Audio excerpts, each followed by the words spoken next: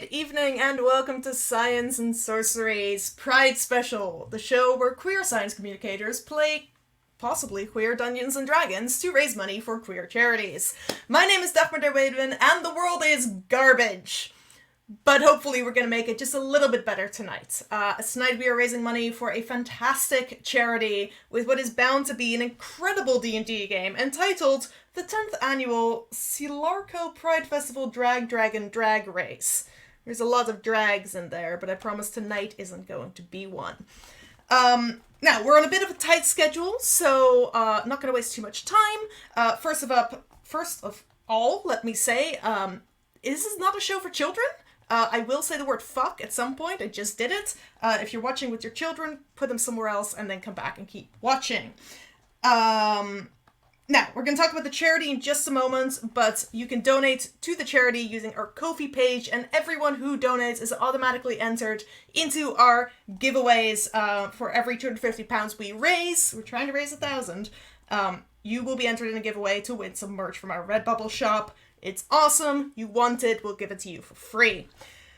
Now, obviously, to play D&D, we need some players and we need a dungeon master. So let me introduce them to you. First up, our dungeon master is an evolutionary biologist and artist who you may have seen on our crossover stream with Tabletop Titties. Please welcome Jess McLaughlin. Yay, Jess. Jess's camera may not be on at all times due to some internet connection issues, but can you say hello, Jess? Yeah, hey, and thanks for the invitation to be here. Oh, we're so excited. I cannot wait to see what this drag race is about. Yeah, it's gonna be great. Now, the players are all wonderful people, I'm sure, but maybe you'll hate their characters. Who knows? First up is a primatologist and union organizer who may secretly be 3 guinea pigs in a trench coat. Please welcome Kirsty Graham. Hey. Hey, Kirsty, how are you? I'm good. And if you want to meet those guinea pigs at any Yes. point, you're going to need to drop a donation, and I will Yes. bring them on camera. Donate to Ko-fi and then say, I want to see the guinea pigs, and we will relay that message. Our second player is coming live to us from CERN and new to Dungeons and Dragons, an accelerator physicist and musician, Emily Howling. Hello! Yes, I'm live from CERN, and if you think accelerator persist is hard to say, you should try saying synclocyclotron, which is what I saw the other day. I'm not going to try. I haven't started drinking yet, but I might try. If you want me to say it at the end of the show after I've had all my cocktails, donate. And it will be a disaster. Next up, another D&D newbie, a wonderful freelance science communicator, and, if you're familiar with the show, Dick Strings cross-stitcher. That doesn't make sense if you don't know what I'm talking about. Sarah Cosgrave, everybody. Hello, I do not have guinea pigs, but I can cross-stitch things for you, so donate, I guess? Yeah. Yeah? But, If we beat the £1,000, will you cross-stitch something? Will you cross-stitch a guinea pig? I could do that, or one of the other Pokemons. Maybe Bonk? Yes. If we reach £1,000, Sarah will cross-stitch Bonk the female Nidoran. Yeah. Great. More incentives for you to give some money to some great charities. Before we get to what that charity is, please welcome, well, you know them, you love them, they're our very own resident artist, Alex Holt. Hello. Once again in a fabulous costume. How are you, Alex? Are you sick of doing all the drawing for all the charity shows? No, it's fine. I'm done for this month. It's a lot of drawing, yes. Alright, now, before I'm going to let you get on with it, quick word. The charity we're raising money for is the Women's Research Center and BGLTQ Plus Student Center at the University of Central Oklahoma. And they need money more than ever, because if you're not familiar with the news yet, I'm sorry to break it to you, but Roe versus Wade got overturned today, and that is making me want to scream. Jess, do you want to tell the good people a little bit more about what the Student Center does, given that you know them yourself? Yeah, so although I'm currently based in California, I just moved here a few months ago from Oklahoma, and it's it's a hard place to be queer. And um, when I was looking around for charities to donate to, I knew that I wanted to support one that was directly working with folks in Oklahoma to make the biggest impact. And this is one that has directly benefited people that I know and that I care about. They're at a smaller university that tends to work more with students who, they might be, there are a lot of local students from Oklahoma, from rural areas. Coming out might mean losing all of your financial support. So they do a lot of incredible work, both in terms of financial aid, student programming, all of that stuff. So give them some love if you want to maybe change some of how things are going in the game itself.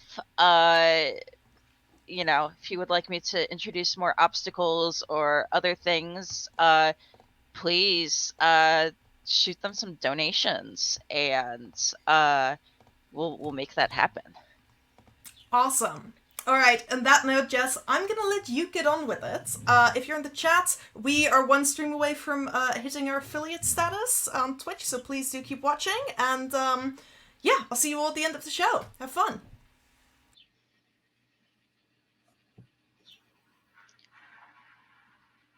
Alrighty.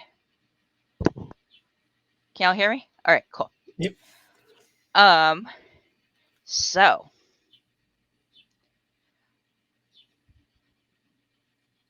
of course my internet decides to be weird now. All right. Can everyone give me a thumbs up if you can hear me?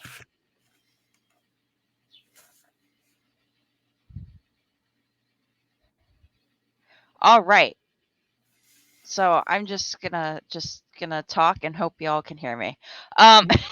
So welcome, adventurers, to the city of Cielarko.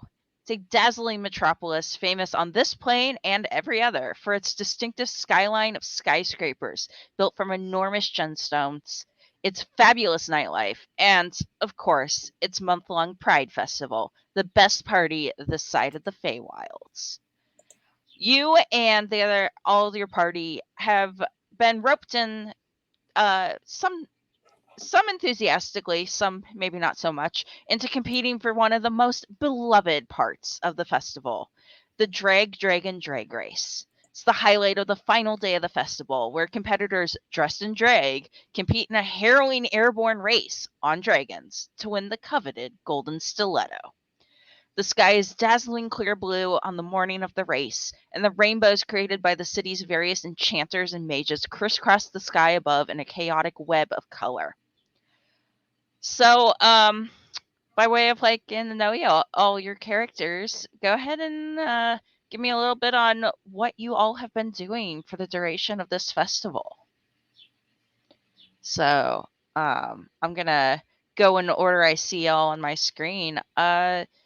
John, what have you been doing? So I have been wandering around the festival, more observing than taking part. I've got a trusty little notebook and a quill with 4 different colors of ink that I can take my notes on, and I'm sort of I was the first ape to document tool use in humans, and so I'm getting to know them a bit more and figure out what's going on. I think they might be kind of smart. So yeah, I'm figuring this out at the moment, and observing, and maybe doing a bit of dancing on the side too, especially when it rains. All right. Hetty Sensation, what have you been doing? I've been busking for snacks, playing I think I've got a trumpet. I've been playing on the street corners in return for people giving me cups of tea and snacks, because it's full of festival snacks, this Pride Festival. F's Ortega. So, F's has been working on the costume this entire time for their best friend. Unfortunately, the best friend just won a prize to go on a holiday out of town, and their parting wish was that F's should wear the costume in their stead, and F's is terrified. The things we do for our friends. And last but not least, Orla. What have you been up to? So Orla is a very charming person, and so she's spending a lot of the festival flirting with people, especially where they look like they have a lot of money. And so she'll flirt with them, be very charming, and then steal their wallets. She doesn't actually need the money. She's actually quite rich, but she just does it just for giggles. Would Yeah. Orla be interested in funding my research? What would Orla get from this research? Just more knowledge. More knowledge. I mean, more knowledge might make make it easier to charm more people. I don't. Perhaps. Maybe. Unless it's kind of a money-making thing, not so interested. Yeah. But I'll consider your proposal. Alrighty. So, you guys are heading over to the starting line of the race. And I'm gonna go a little bit into what the mechanics of this are. There are gonna be 5 rounds, sections of the race. And they each have their own little obstacles. It's just, nothing too perilous according to the organizers. And success in navigating the obstacles in that portion will determine your overall progress towards the finish line. This is separate from any actions you want to take on your turn, like, I don't know, fighting another participant, trying a really stupid shortcut nonsense, whatever shenanigans y'all come up with. Those can also influence your progress. And your dragons each can go, each leg is each leg is 1,000 feet, and your dragons can go 500 feet per turn. So hopefully if you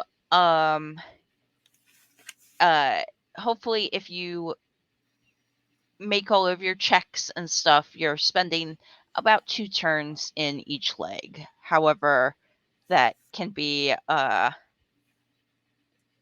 well, I mean, perhaps dragon legs are 1,000 feet long. But yeah, so that's kind of how mechanically it will work. Race mechanics are always a little weird in D&D, so this is always a little bit interesting. So as you make your way to the starting line, you each have your own fabulous dragon mounts that you will be working with for this race. And let's hear what they look like and kind of envision this. So Orla, what's your dragon look like? That's a good question. I would imagine my dragon would be red with. Oh, I'm just trying to think. That's all I can think of right now. I can imagine it's my dragon being red. I don't know why. I just imagine the color red. For good luck, maybe. I don't know. But yeah, red. Yeah, you got like the cool red sports car dragon. Yeah, exactly. Very flashy. She is ready to go. Yeah. All right, Hetty, what type of dragon do you have for today?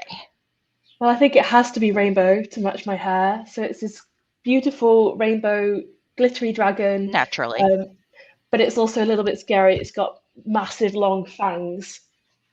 So it's beautiful, but a little bit terrifying. I mean, that's that sounds like a proper dragon right there. So, F's, what's I'm assuming this is probably also your friend's dragon, or is it your dragon? I think it's probably my friend's dragon as well. So, so my dragon is named Alloy, and it's like kind of gold and silver flecked, like a shrimpkin fish kind of, but just that kind of mottling of gold and silver. All right, and then John, for this scientific endeavor, what what's your dragon look like? Assume this is like what's the term, like learning via participation or whatever. Yeah. Like this is like an all-terrain, like very practical dragon. Um like solid, but also like nimble, and so like kind of like a 4x4 dragon. Um their name is Bo. They have a golden beard, which will become apparent why later. They get fair pay, good working conditions. They're included as co-authors that reflect their contribution to my academic work. Obviously, this is a fantasy game.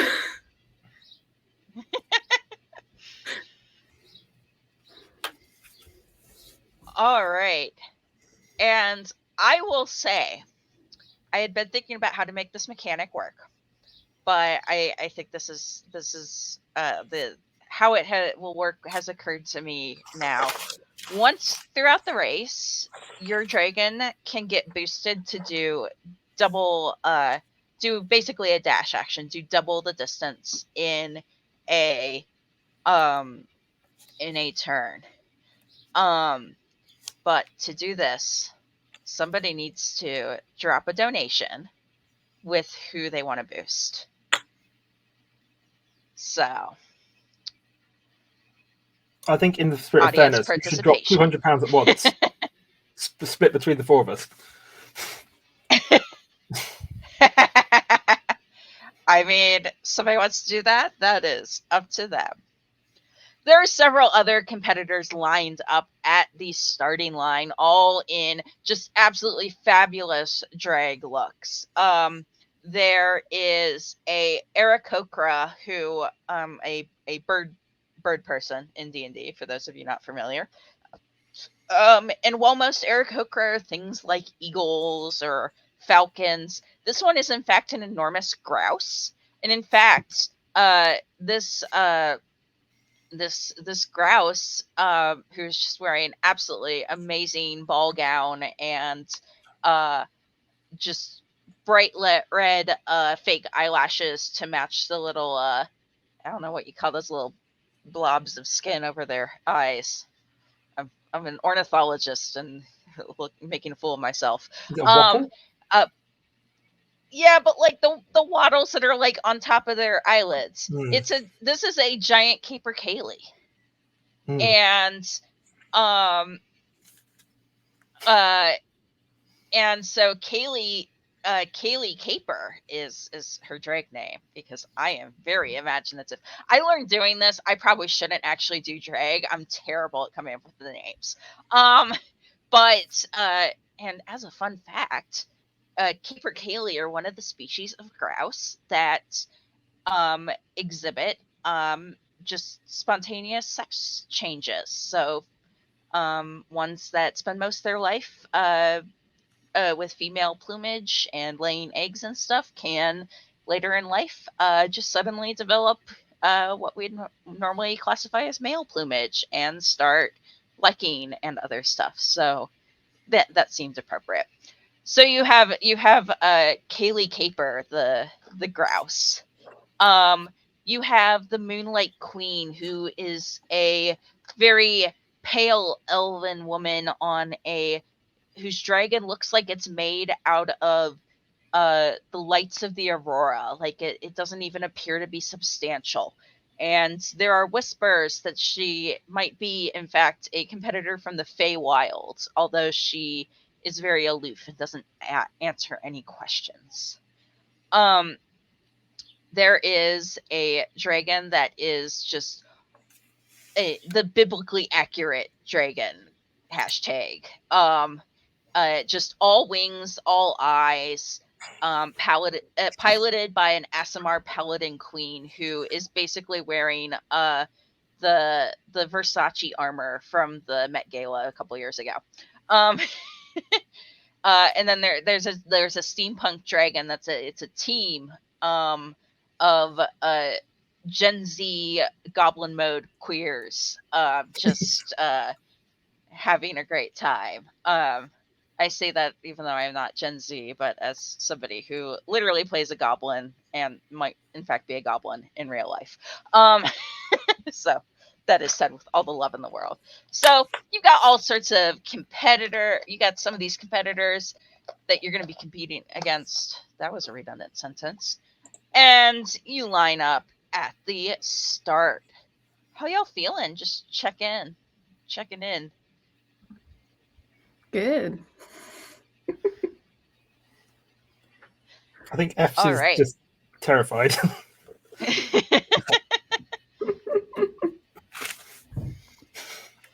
Yeah, I'm excited to go. Yeah. Yeah.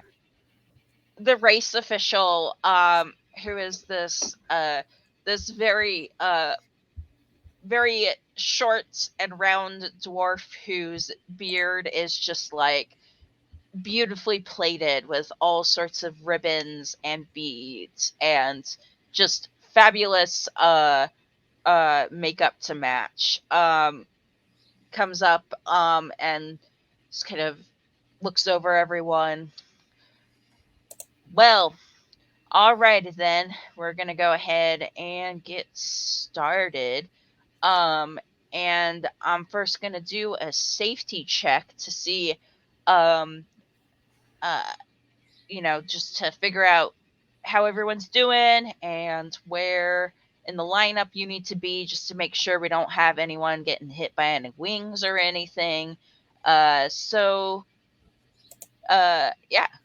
So go ahead and you're determined. This is determined by rolling initiative. So for those of you who are a bit new, that's roll a d20 and then add your initiative modifier.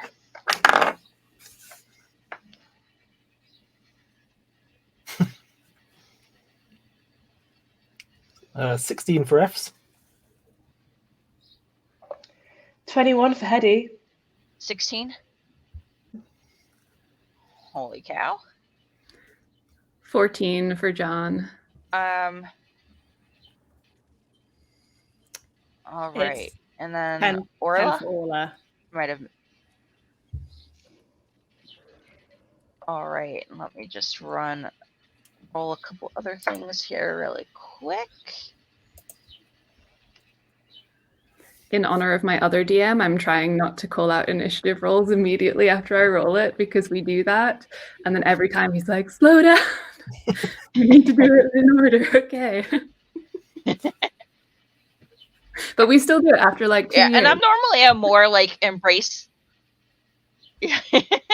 I'm normally more of a like, oh yeah, just everybody else stuff. But given that my internet connection seems to be doing that thing that Zoom does, where it like kind of freaks out a bit if two people talk at once. It's doing that a little bit. So I'm like, oh no, I have to be orderly. I am putting my tracker in the correct order. Please hold.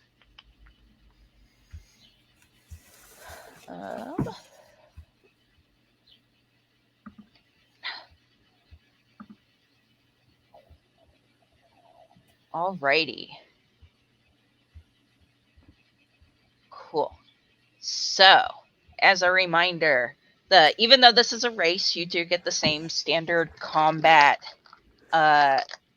setup where you get an action, a bonus action, and then in this case, your movement is your dragon's movement, which is 500 feet per turn.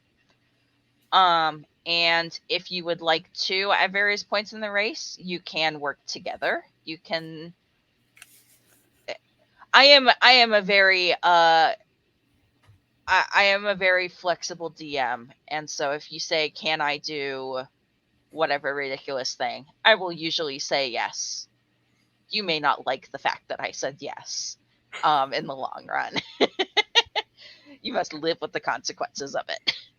So, with that, the starting pistol goes off and the race begins. And first off goes that mysterious rider on the Fey Dragon. In this first leg, it's just very twisty turny. It's going through a section of the botanical gardens of Cielarko, which are, just this fabulous little warren of bright colored plants from all over both this plane and, well, not every other plane, because, like, how are you going to grow, like, elemental plane of fire plants in the material plane? It's not going to work very well, but they do their best. So, she does quite well on that. Hetty, go ahead and as you come into this section of the track, go ahead and roll me a dexterity check, or if there's some other check you feel might be more appropriate, you can always make that argument. But the basic one for this one is dexterity. Okay, cool. Which dice is that again? That is the D20. Okay.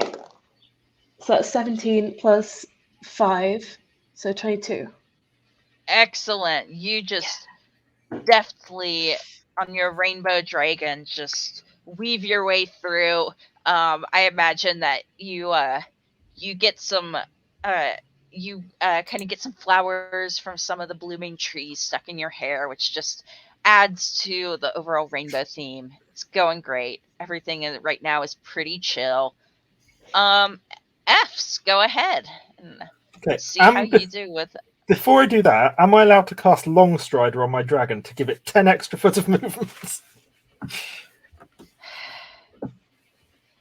I will say yes. However, because of the way I set this up, I am not doing 10, so you can do it and get 100 extra feet of movement, because I feel like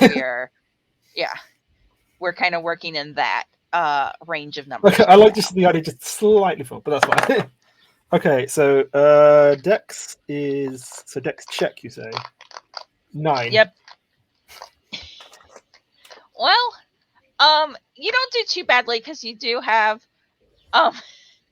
you did do a good thing in casting Long Strider. You don't make a full 500 feet of movement. You kind of get you're not really like, you're like very awkward wearing this costume, and part of it gets snagged on a rose bush, and you kind of have to, that kind of slows you down a bit. So you only make look at my chart really quick. Authentic to life, as I'm already snagging my own fishnet gloves on my desk. You make 300 feet of movement rather than Okay. the full 500. John. John, or in their drag persona, Davina Goldenbeard. Oh yes, that's right. Is like following Hetty as closely as possible. Like, that rainbow hair and rainbow dragon looks like the most delicious fruit John has ever like imagined. And like Hetty also seems like she knows what she's doing, but like that fruit, it's like looks pretty good. So like hyper focused, and it's like, if I can match where Hetty's gone, I will go there. All right. Awesome. Go ahead and roll me that dex check. Too focused on Hetty. John rolled an 8. All right. Yeah, you get a little distracted. And you only make it 200 feet this turn. However, you're doing better than our goblin friends, who just they start bickering and just like immediately as they go across the finish line, just like their dragon just like starts arguing with them about poor working conditions. So you might need to have a talk with them later. But they actually Just make no makes me progress. better. Yeah. Orla. Hi. Orla's very competitive and just wants to do whatever possible to win, even if certain techniques are used that may potentially not I love it. I don't know if there's any rules, actually. No rules have been stated, so actually Orla can do whatever they want. So anyway, let me just do D20. So that is an 11 plus dexterity, 15. All right, excellent. You do the full 500, easy peasy. That competitive streak is serving you well. And our grouse friend makes it 300 feet, and the paladin makes it 500 feet. Brings us back to the Moonlit Queen herself. And even though, like, it's odd, it doesn't seem like she should be going that fast. But because she kind of, like, dips a bit too low over a water feature, and kind of her just very over the top skirt kind of drags in the water a bit, but somehow she still pulls ahead. And as she exits the first leg of the race, she stops and she looks back at all of you with her eyes glittering and says, "Oh, well, y'all didn't think that we were going to let you keep besting us with your Pride Festival, would you?" And she snaps her fingers, and a delicate crown of silver just kind of grows onto her head like vines with these jeweled flowers opening, and you realize this is the Queen of the Feywilds. And she's come to wreck y'all's Pride Festival. Because Fae are petty and jealous. And with another snap of her fingers, there's an explosion of bright colored lights, and you hear race officials clamoring and screaming. You realize. Well, I will say it's not that the Fae are homophobic; they're jealous because they had the best Pride Festival until Cielarko came along. So they're just trying to reclaim the crown. But they, you realize she has done something to make this race a lot harder than what you signed up for. All right. So as you all continue, the Hetty,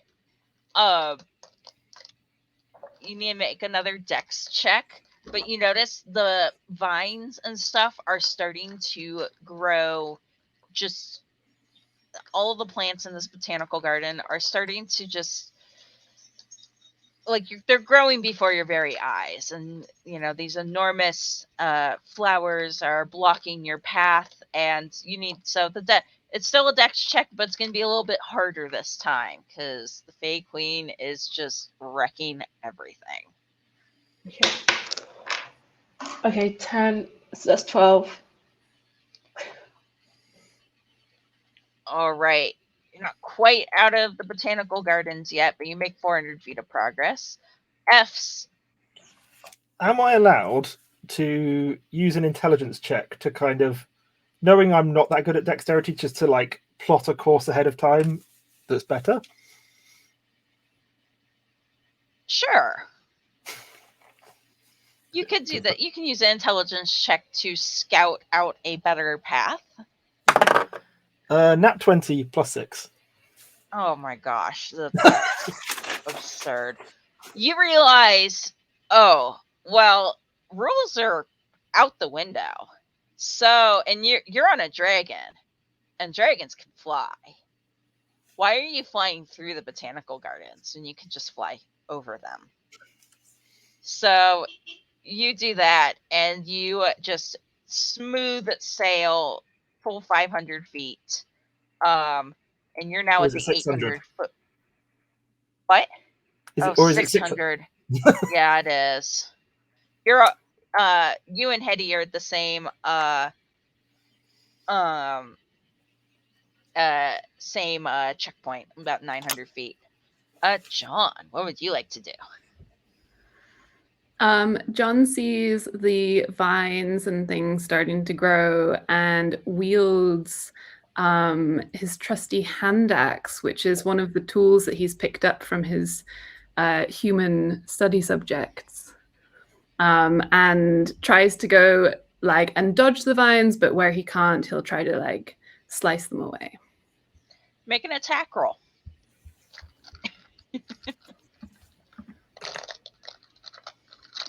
16. That does it. You move a full 500 feet. All right. How are our goblin friends doing? We got some love for the enormous grouse. I will say also, if you want to boost one of the NPC dragons with a donation, you are more than welcome to do so.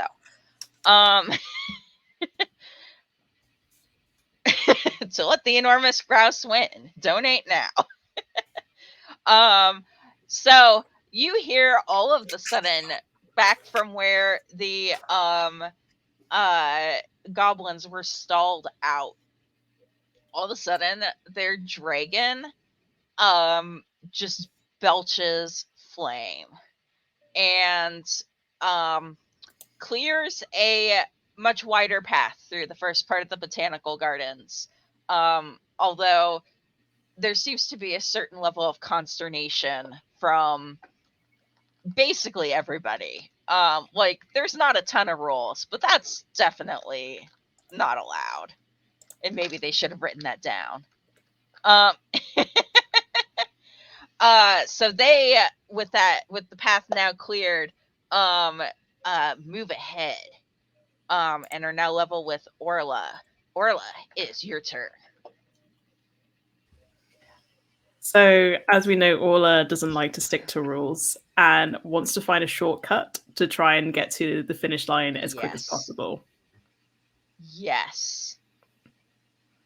Go ahead. And how are you going to do so?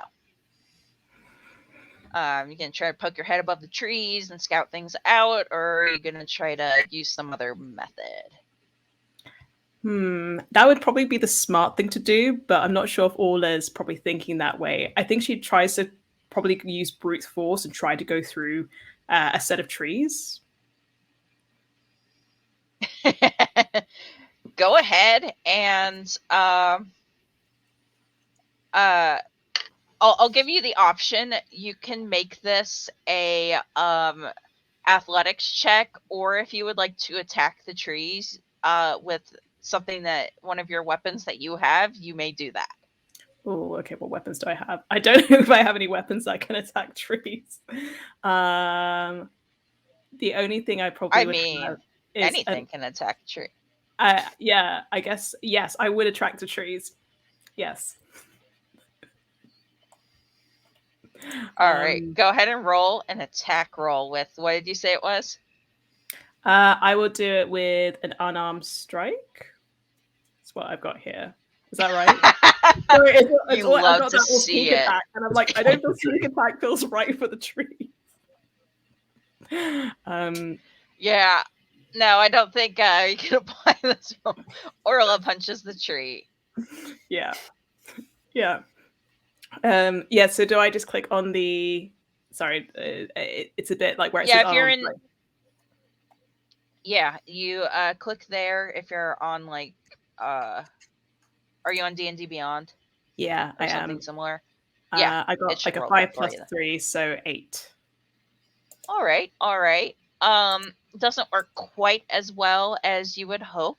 It turns out trees are rather hard, but you do make another 300 feet of movement. Our grouse friend just seems very done with this, and also just goes above the trees. And then the paladin just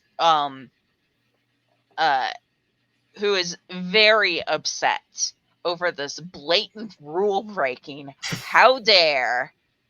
This is very clearly a lawful something paladin. And just attempts just bursts forward and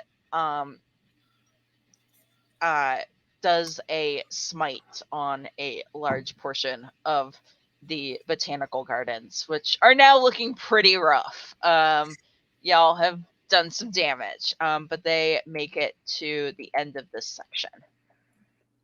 The Moonlight Queen, she gets a nat 20, and just sails on past the whole next section.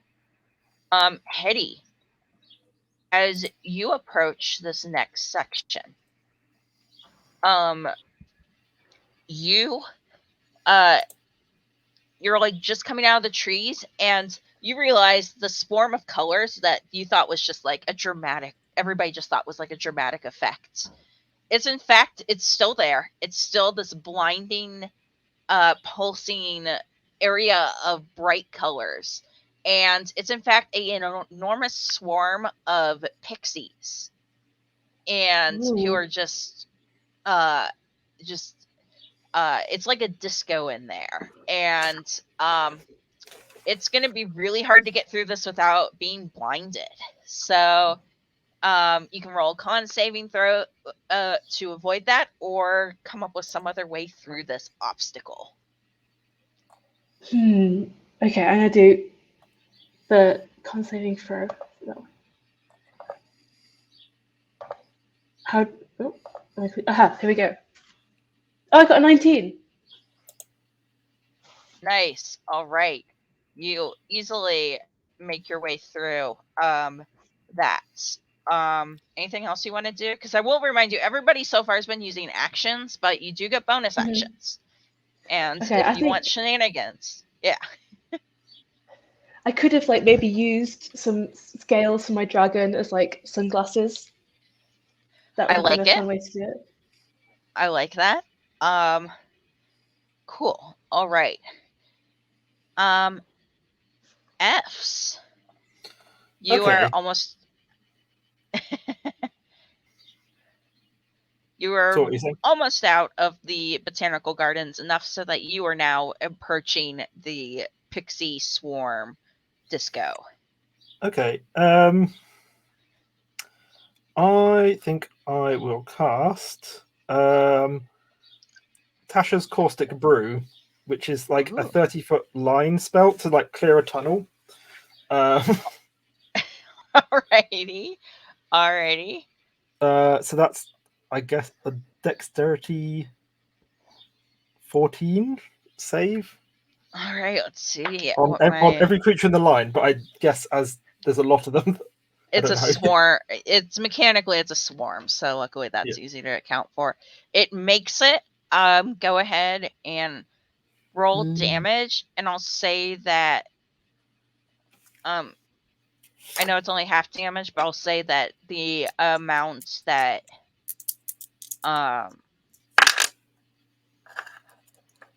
let's see what your damage is first.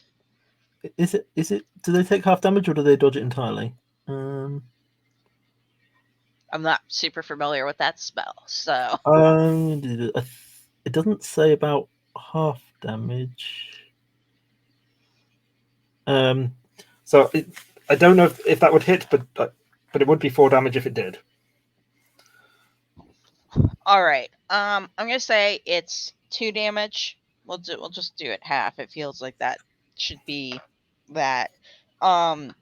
And it's a giant swarm. You hit something, even if you didn't hit all you meant to. And I'll say that this actually is going to bring down the difficulty level by uh by 2 for this. Okay, I'm so going you to have made it easier for everyone. So you still got to roll that con save. con save. Okay, that is an 11. All right. So you make it 300 feet. Okay. Actually 400 because your stupid thing. All right. Anything else you want to do? I don't think I have a lot of bonus actions. Is the problem? Yeah. No. Bonus action. No, literally all I can do for bonus action is rage, and that feels for later. Yeah, you might want to save that. All right, John, you are up. John is like, ooh, a line transect? Thanks. Yeah. Yeah, you are still in the botanical gardens. So you are not quite there yet, but yeah. And as a reminder, I guess I didn't make this super clear, and I should have. The main check you do is like to get your movement, but you can do actions in addition to that if it's like, you know, and bonus actions in addition to that. So yeah, trying to Yeah. crank up the mayhem levels if you can't tell. So John realizes that they are falling behind the rest of their party, but is like, I know trees, and would like to see if he can check out the forest and like intuit a way through that's faster than what like he's been doing so far. Yeah, go ahead. So I'll do a nature check. Yep. 22. All right. Yeah, that does it very nicely. That gets you out of the forest and up to the edge of the pixies. You still have your other action though. Your actual action. That was your movement action. John is like also enjoying this just as like an experience of a different ecosystem, and I think that their action might be to collect some samples. Alrighty, go ahead and try to think of what action this is. Do you have like a sample kit or whatever? Or where it can work mechanically like a set of tools does? Yeah, like I've got my like axe and a knife, so yeah. Yeah, go ahead and roll a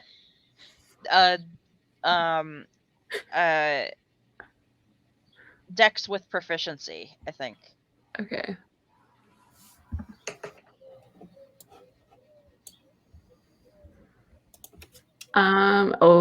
That is just a 10. You do not manage to. You kind of get a little bit you're just kind of like there's a little overwhelmed, and it's hard to catch these guys. They're very tiny and very fast. But all right, anything else? Nope. Alrighty. The goblins are plowing ahead through the path they created, and are also now at the edge of the forest. Orla. So Orla, understandably, is a little bit embarrassed that her punchy treats did not work. So she's trying to think about what else she can do here. Whereabouts is Orla right now? You are about 200 feet from the edge of the botanical forest. Okay, I want to get to the botanical forest because I'm thinking in that forest, maybe I can get some kind of vine things so that if I call up to the other dragons, I might be able to catch up to one of them and essentially just be able to be pulled ahead by the other dragons. So that's like what Orla's plan is. So just to be clear, you're currently in the forest and you're trying to get out. In the forest. Yeah. Okay. Yeah. But you can do the vine thing still. Yeah. So basically, that's what I wanted. That's what all I want to do. But I also need to get ahead to the others as well. So I was wondering, with something. So I have Misty Step as a spell. I'm not quite sure if it will get me far enough though. But essentially, want to be able to cast something that would allow me to get a fair bit ahead to catch up to the others because I'm falling quite far behind. Yeah, let me look at this really quick because I think Misty Step is usually pretty short. Okay. But I like it. I like it.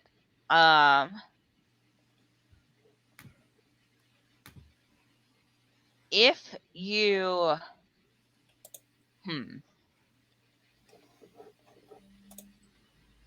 if you cast it at a higher level, I think I'd let you do this. Because doing it just for 30 feet doesn't make a lot of sense. But if you cast it at a third level, you're also on a dragon, which is inherently magical, so gonna give it a boost. Yeah. I'll let you do 200 feet in addition to whatever you roll for like the action, basically. Cool. Okay. So what do I need to roll? So for the Misty Step, you just cast it with a third level slot. Okay. So that gets you that 200. And now you are out of that and you're into the pixies. So go ahead and roll a con saving throw, and that will determine how much movement you get. A roll. What? Sorry. A Constitution saving throw. A Constitution. Okay. So Constitution. We've got 9 + 1, 10. Alrighty. That is. And Alex changed that by 2. All right, you make it another 300 feet, which is very exciting. So Nice. you are now, I mean, the queen is way ahead, but you are now, you're behind Teddy and you're tied with F's. Okay. So I'm assuming your competitive streak is enjoying that so far. Oh yes, very much, very, very much. Alrighty, and then next up, the what is Keeper Kaylee gonna do? The grouse is right now coming in last, but not by much. It's about 200 feet behind the other ones. And they are, I think they're gonna cheat a bit. They uncork a potion that was hidden in their fabulous skirts that do in fact have pockets, because again, this is a magical world. All things are possible. And the dragon's gonna down that potion and get double movement for the next couple rounds, as long as this lasts. So that is going to do it. They get a full 1,000 feet of movement, which because they also make their Constitution saving throw, and that brings them. They just soar past everybody. They're almost out of the pixies, right behind the Moonlit Queen. You have a competitor to beat. All right. And then just the angel has gotten sidetracked and is now off at the side of the race arguing with a race official. Because how dare all this cheating go on? All right. The Moonlight Queen is very much perturbed by this. And the next, you can see beyond the pixie swarm It's heading into a section of like city streets that are, like that concrete canyon thing where everything's very close, very tall buildings.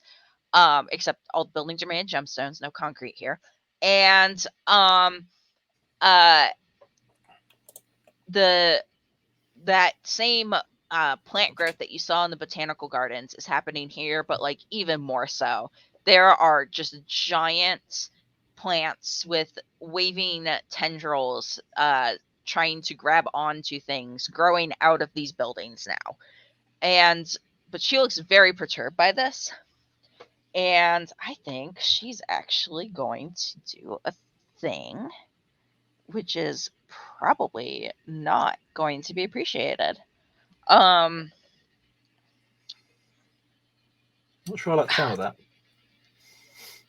Well, I'm not thrilled about this.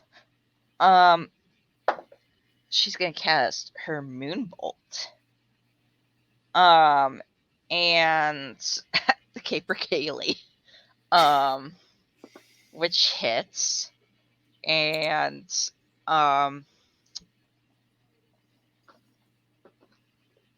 do the damage. Hang on. I have far too many dice. Y'all can't see that because I've got the camera off, but I have far too many dice in general. Caper Kaylee is gonna take 25 points of damage. Oof.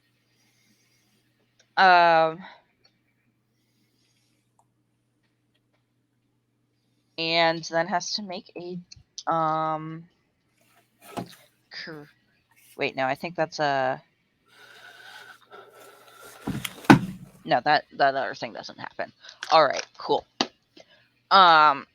So yeah, the violence has occurred, which this race is rapidly not going great. But she's then going to use one of her actions to just her bonus actions to teleport up 100 feet. So, but not much ahead of the grouse. Hetty, that is you. Okay, so I am gonna try and use divine somehow. Is there a way that I could harness their power by like if they're growing up, then can I kind of get a boost off one of them? Yeah, sure. You want to try to like basically Bounce off one of the trampoline vines. off of them? Yeah. All right. Yeah, there's even though you're out of like the main botanical gardens, there's certainly some vines around. And I will allow you to do this if you can make a nature check or an acrobatics check, whichever you feel is more applicable. Okay, I'm gonna do nature. Alrighty. What do I click on here? Aha, here we go. 11 plus 5 is 16.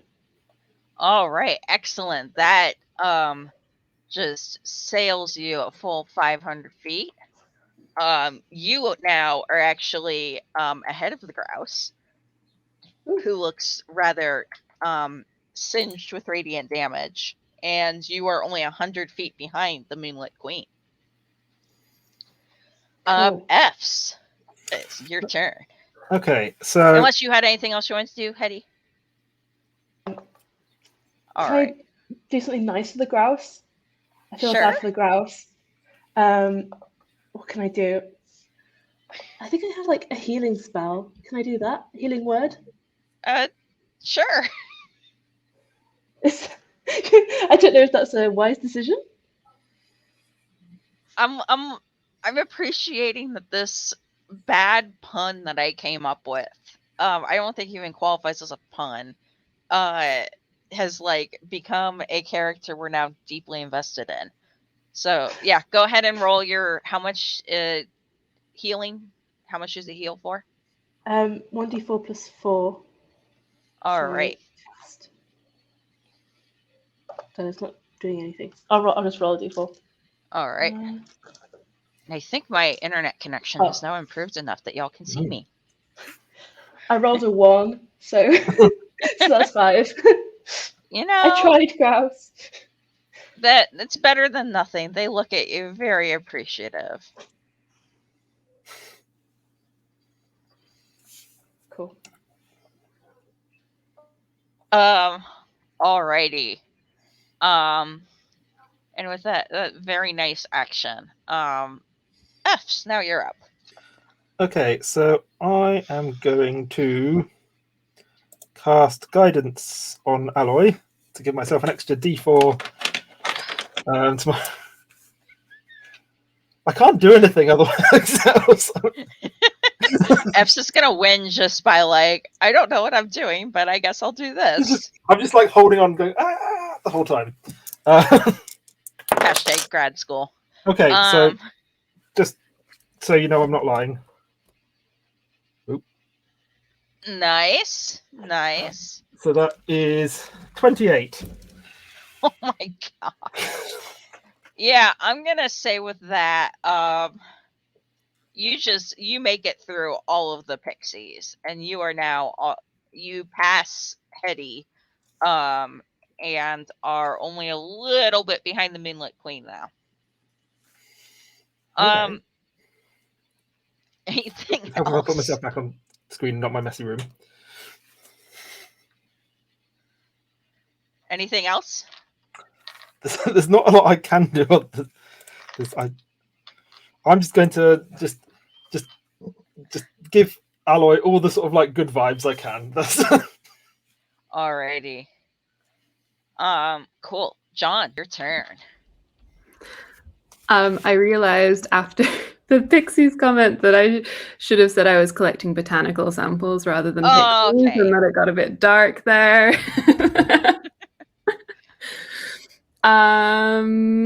So John is aware that one of the tools that humans use for like when they're in really bright contexts are these like darkened eye protection. All right. The strange tool, sure. It's a strange tool, but John reckons that with his own glasses and with some of the cosmetics in his disguise kit, he could fashion some like darkened eye protection tools. Awesome. Go ahead and roll a disguise kit check. Which usually it's whatever usually it's one of your modifiers plus proficiency. So I would say in this case intelligence plus proficiency, figuring this out.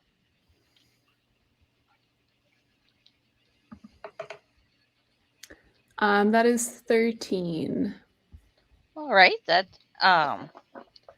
doesn't quite get you as it's still a little bright. You need to fine tune it a little bit, but you do pick up a 400 feet. So you know, even you're a little less spread out than you were now, or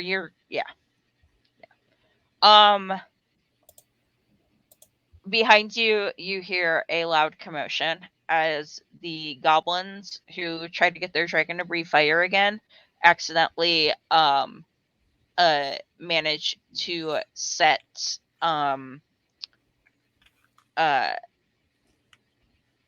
they managed to set one of the various vendors lining the racetrack his snack cart on fire. So now they're arguing about that. Snacks. Yeah. So they make no progress. Maybe you shouldn't have backseat drivers on your dragons. Just saying. Orla, you're up. You're just a little bit behind John.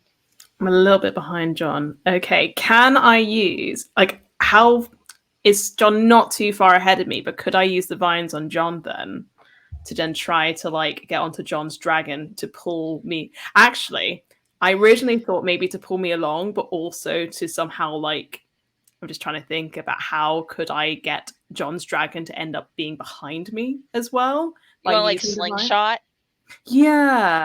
Yeah, because All right. yeah, why not?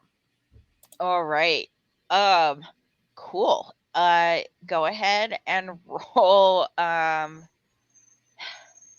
guess this is probably a nature check or something. Let's go with that then. I roll a 10 plus 3, 13. Alrighty. So that works better than you would have expected. But so it gets you a little bit ahead now. You make 300 feet of progress. Yes. Can you tell I'm having to like adjust some of my mechanics on the fly because yeah. How's That like never really happens with test the DM. DMing. Yeah. Alrighty. Our Keeper Kaylee friend nods very appreciatively at Hetty and fights through the remaining pixies and manages to enter the houseplant canyon as it's rapidly becoming. The paladin has gotten back on their dragon, but now there is a race official on the dragon.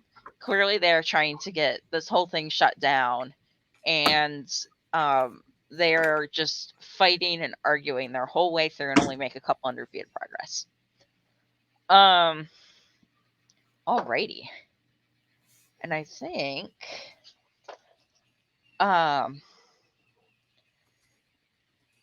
alrighty. The Moonlit Queen looks back and as you enter the shadows are very stark in this next leg of the race because you're going in between tall buildings, and she holds out her hand and flicks her wrist and the shadows start to writhe and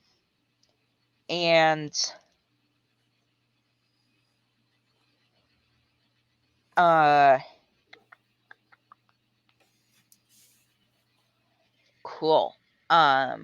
This is not going to take effect until you actually enter the shadows, but it is a thing. And she just zooms on deeper into this next leg of the race. Eddie, you're up. Cool. So, what can I do now? So I'm trying to get through these shadows. Yeah, so you got to get through. There's plants that are trying to grab you, and then something weird has just happened with the shadows. Okay. Can my dragon shoot lasers out of its eyes? Because I feel like I need a torch. I feel like we haven't discussed this before. However, dragons have breath weapons traditionally. And if somebody donates, I will allow your breath weapon to be a laser eyes. I feel like as a physicist, I should be allowed a laser. Yeah, I mean, I will say you get a laser either way, but it will be either one laser out of the mouth or two lasers out of the eyes. And if you get the eye lasers, Okay. they're more powerful. So really need somebody to come through on this. But go ahead and roll at least for one laser. What would the Start laser there. do? Deception? So no, it's gonna be an attack roll. Okay. So let me pull up a standard dragon stat block. Because we're gonna pretend it's a breath weapon. 60 Okay. How does this interact with the shadows? All right. So your dragon shoots a laser, which is excellent. And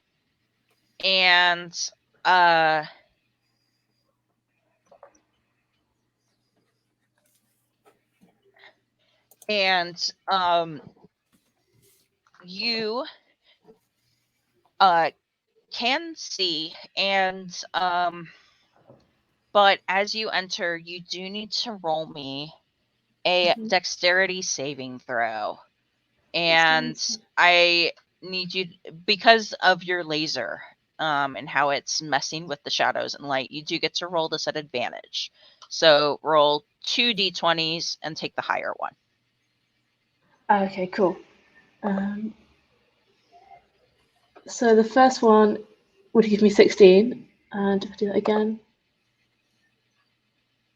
that gives me 11. Okay, so 16 it is. All right, cool.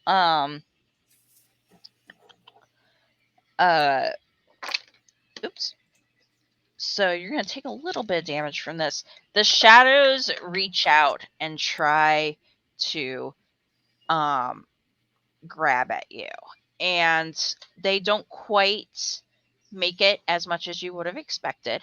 But you still feel a shiver as necrotic energy traces down your spine. Ooh. Got a request to see the guinea pig, so which is very exciting. So you're gonna take a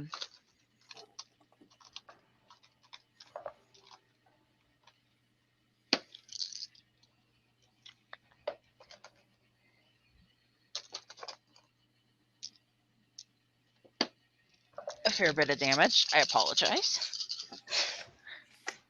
I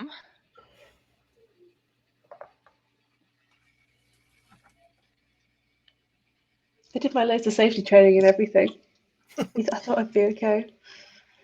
Sometimes even with the lasers, you still take a little damage. So you take 23 points of necrotic damage. Oh my goodness.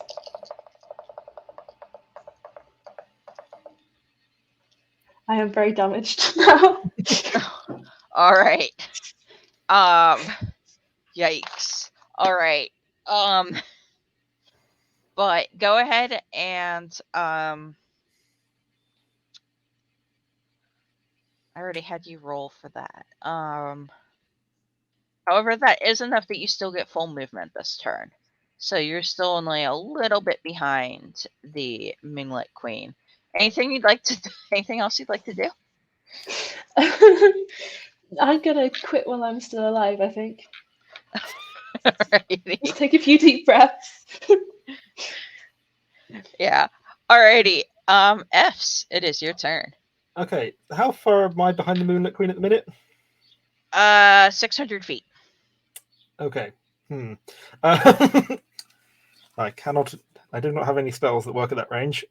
Okay, I'm going to... You can make your movement, then Yeah, cast a spell. if I get real good results. So intelligence again. No. That will be an 8. Alright, you make 100 feet of movement. And that gets you entering this section. Go ahead and make that dexterity saving throw.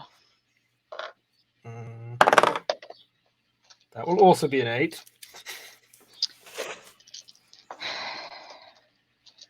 Good. I'm glad that you're part barbarian, so this hopefully won't hurt as much. Maybe.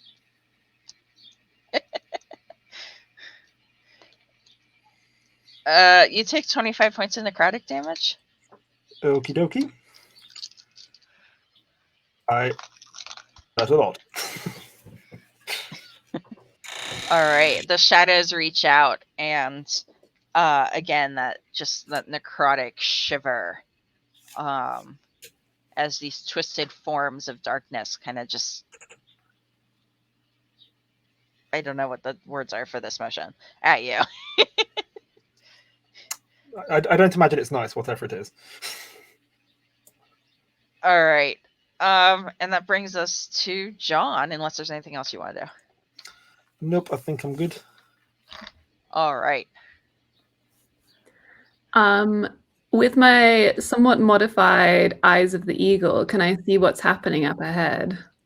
Yes, you can see all of it. You see, even though you're still quite a ways behind, you see there's weirdness with shadows and houseplants. If you want to get more, you need to roll a perception check. Yes, I want to figure out, what is going on up there. Weird shadows and houseplants. What is happening? And I get advantage on perception checks. That is a 15. All right. Yeah, you see that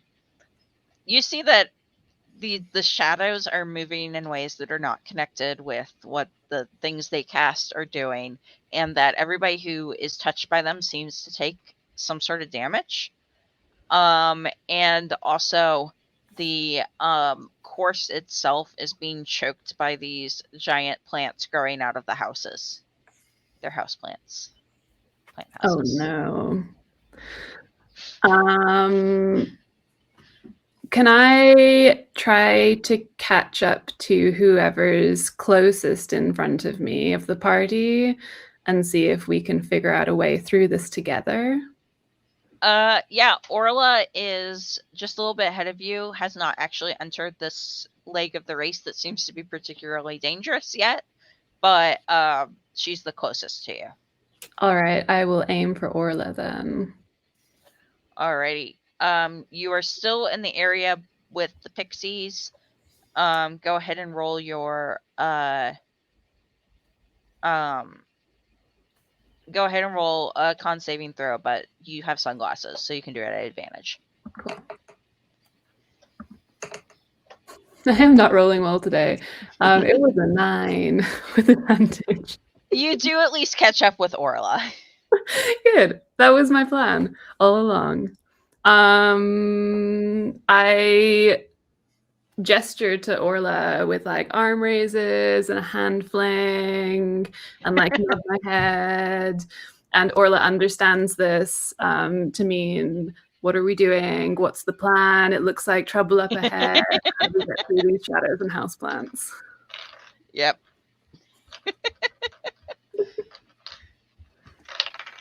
All right.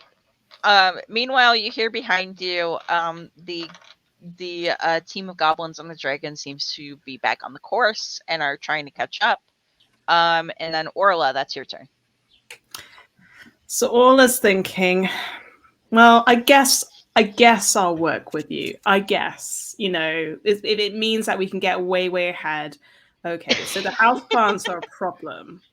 Okay. I'm just trying to think what could be a way in which we could destroy or get around the houseplants, maybe. We're on dragons. Dragons are magical. Can dragons' flames destroy the houseplants? Although, how far away are we from these houseplants? You are still 400. You're still 400 feet away, but you can you can try to do something after you make your movement. Okay. So I think together with John, we would try to move forward together to get to... Am I allowed to do that on my move? To bring John with me? John can certainly jump on your dragon, but that means leaving their dragon behind. Or you can jump on their dragon. Oh. But I don't know how... My dragon might be able to tow your dragon. What are you trying to say about my dragon? I'm just saying that my 4x4 dragon has a lot of torque. That's a really good point. Does it have a winch? It's a dually dragon. It's got a winch in one of those, like, it's got a little scuba. It can pop out if it's in high water. But Orla's thinking that, so if we were to share a dragon, would that mean that we would both have to compete in the race together and not as separate contestants? Yeah, you would be sharing any of the winning glory. Yeah, Orla's not into that. Orla doesn't want to share. I think Orla wants to be. I will toad my John's dragon. Towing a dragon, so we can get up to where the houseplants are. And then we make our next move from there. All right, go ahead and roll your con saving throw to get through the pixies. So that'll be a con. The dazzling pixies. Okay. We'll see. Oh, I did not roll well. 4. That's a 3 + 1, 4. It's a little bit harder to get your dragons tied together than you thought, so you do not actually get to make any progress. Sorry. But we didn't get attacked by houseplants and shadows. Yet. Speaking of which, just to finish out this round, and after we resolve what's going on with our other NPCs at the end of this round, we'll take a quick 5-minute break. Am I remembering that right? Just for all of us to get up, stretch, take care of any whatever. So, all right. The Caper Kaylee starts to go forward into the shadows and does not pass its Constitution saving throw. Or its dexterity saving throw, I guess, for the shadows. Too many saving throws. I roll an enormous amount of dice.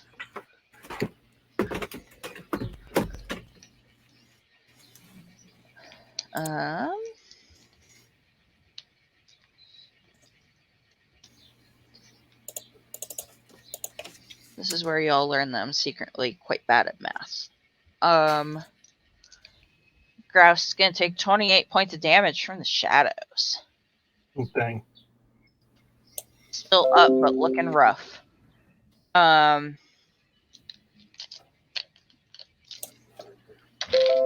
Manages to get a little ways into...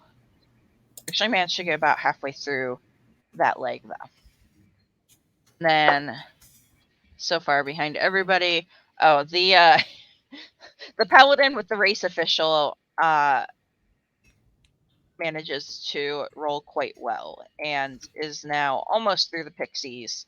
And ordering the race official is very futilely ordering the pixies to leave the premises, and they're just sticking their tongues out at him and laughing. So, look, if you want it, so we're gonna take a 5-minute break. If you would like to save the Caper Kaylee from extinction, please donate. You can also donate to help one of the player characters on this, and not the random grouse that I made up at 9 o'clock this morning. And we'll be back with guinea pigs after this short break.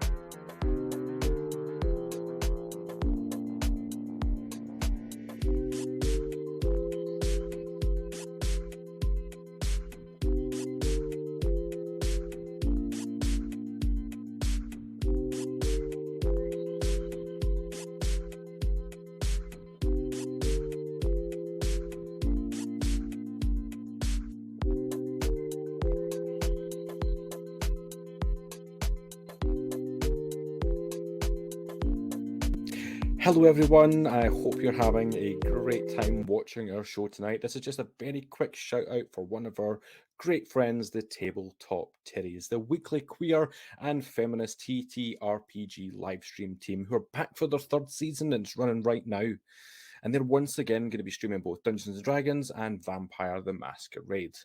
They're live Tuesdays at 7 p.m. Pacific with all new characters, exploring an all new premise, Escaping Tezora, which follows a group of friends who are sucked into a high fantasy escape room, having to fight their way out with the help of their newly acquired avatar bodies, equipped with powerful new skills. This show will explore themes of self discovery, knockoff pop culture references, chosen family, intrigue, and queer culture.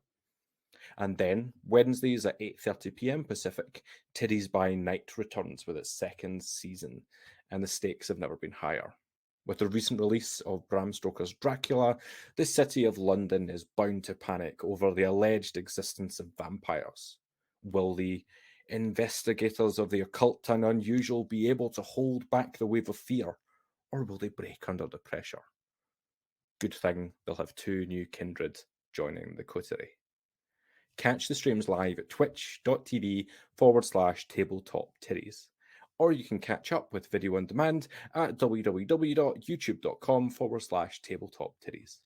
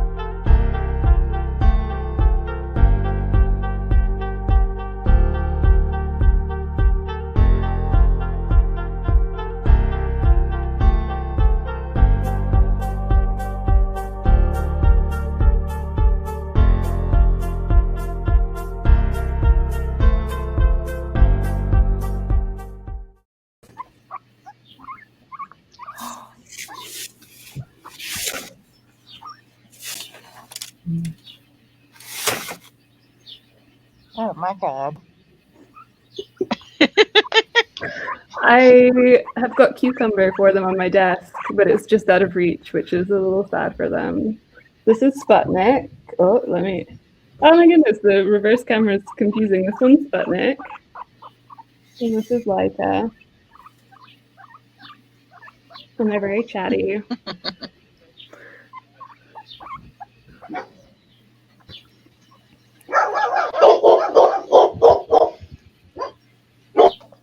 Blimey, I've never heard a guinea pig sound like that before. Oh, they are very, very cute.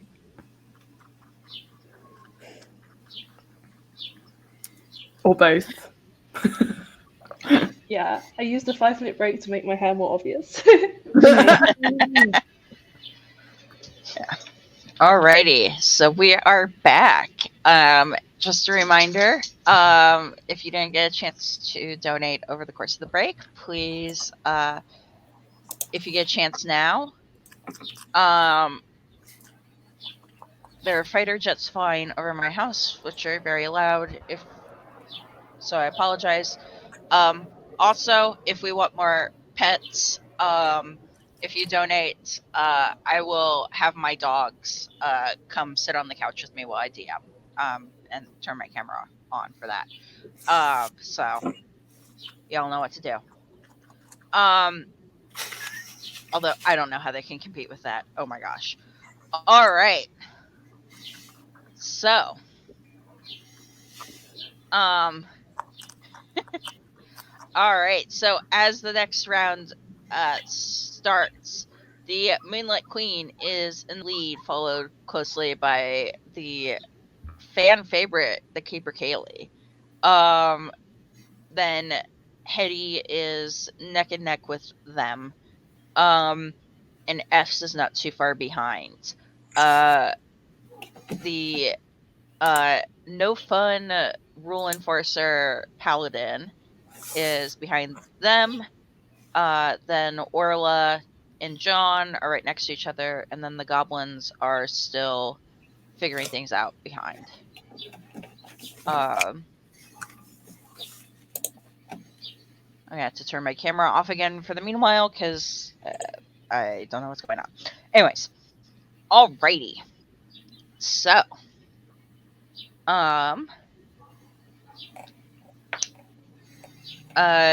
the Moonlight Queen gets snagged in some of her own houseplants, sadly.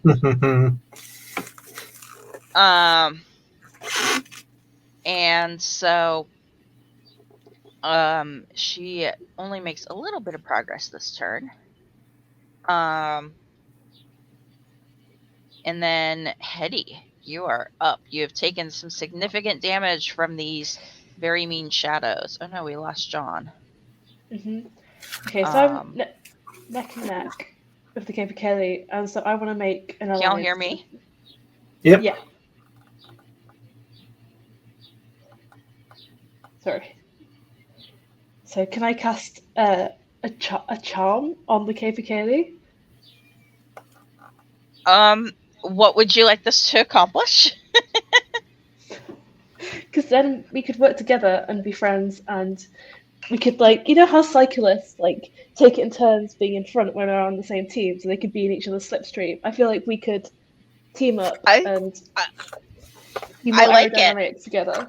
I would say you can certainly try to cast charm on them. You could also just, like, try to persuade them. Okay, yes, that sounds like a good idea. Let's do persuasion. Alrighty, go ahead and roll a persuasion check. Cool. And actually, go ahead and roll it at advantage, since you healed them earlier. Okay, so the first one was 15, and the second one 14. 15.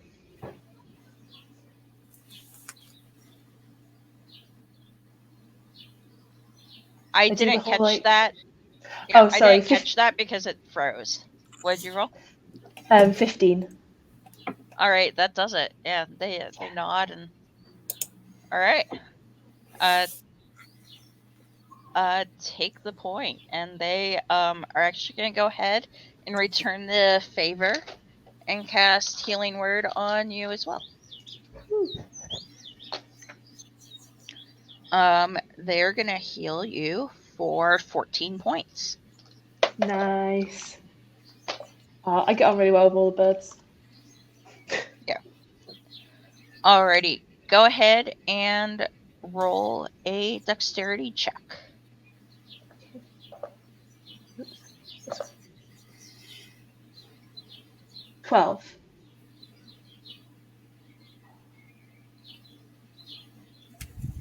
Did you get that? No, I didn't. Oh, I don't know 12. why it's cutting out, but okay, 12. Yeah, so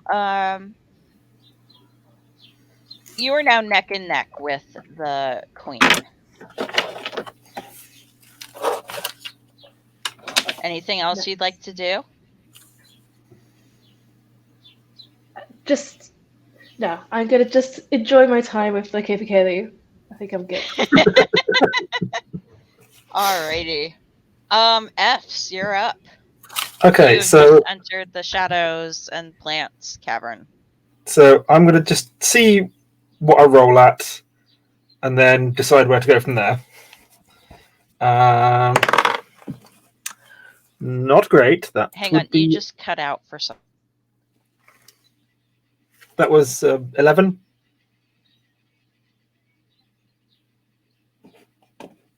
If you said what you were doing, I didn't catch any of that. I am Okay. sorry. I was gonna try and just dash forward and see where that landed me before I went. So I got All right. 11. All right. That's a dex on this one, FYI. I don't know if Oh that right. changes. So in that case, no, it's not an 11. It is a 7. Oh no. You get 200 feet further. The queen is still 500 feet ahead. Okay, that's no good. In that case, I am going to cast a level 2 cure wounds on myself because I am hurt a bit.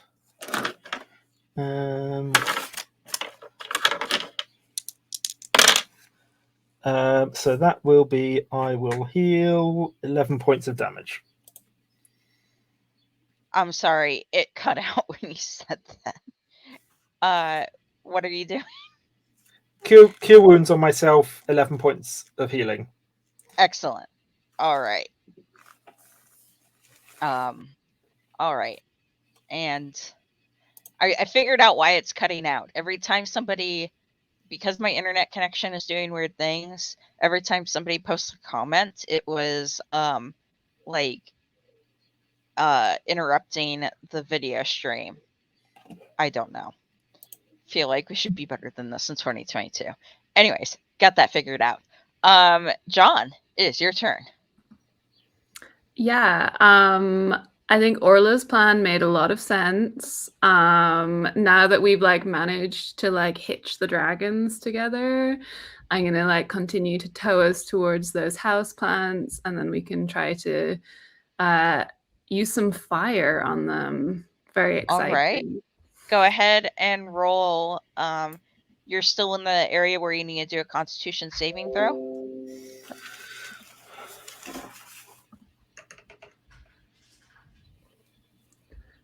Six.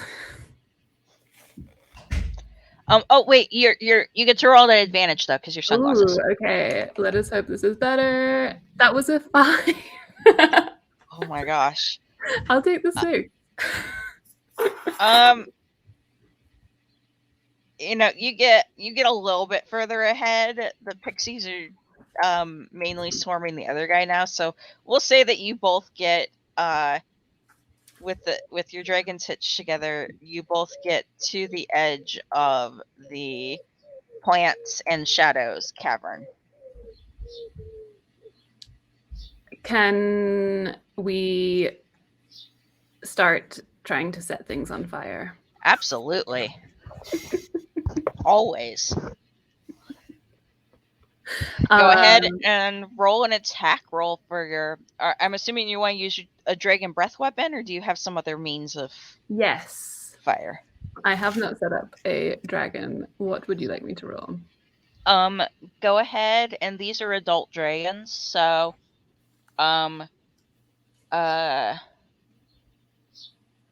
oh, this is actually a dex roll on the part of plants? Question mark.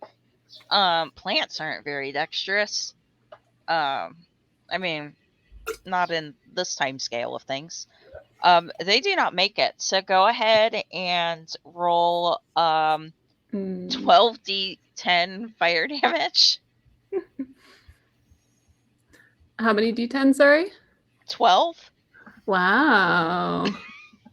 Boom.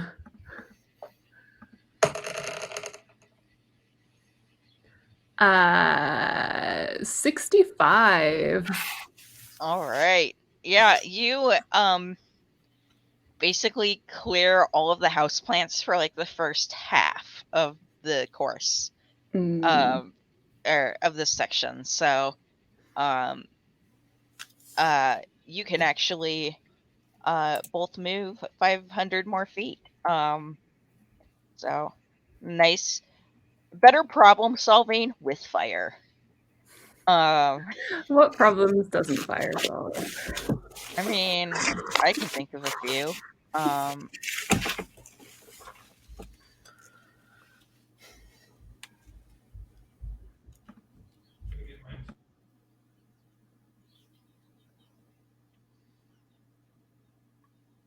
our goblins. Our goblins are not doing well. They are now trying to dance with the pixies. So they do not make any progress. Orla. Oh, and I did forget, even though you did the fire thing, um, John and Orla, I need you to roll dexterity saving throws for the shadows as you enter this leg.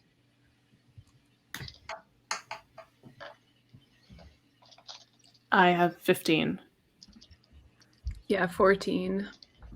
All right. Cool. That Orla, you're only going to take half of this.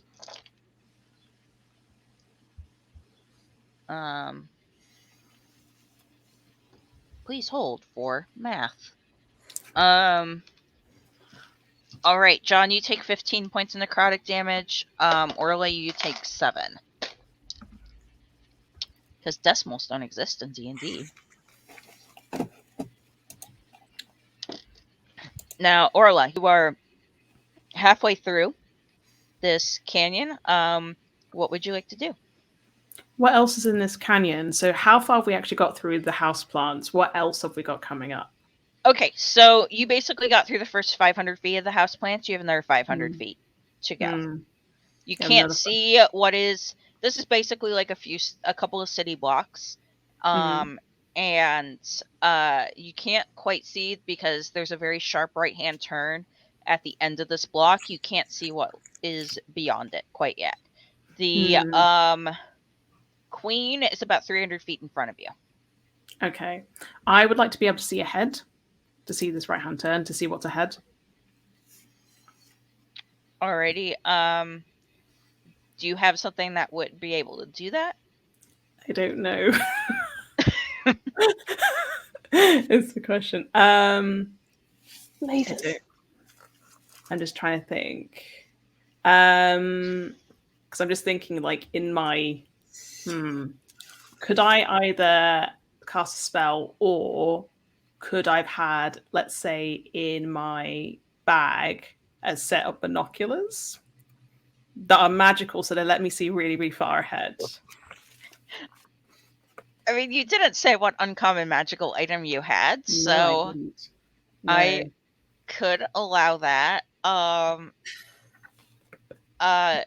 Sure. So basically what you'll do is you'll roll a perception check, and then because you're using your magic binoculars, you get to roll it at advantage. Okay. How do I roll an advantage on Roll twice and take the higher. Okay, so I'm doing, so it was perception. Yep.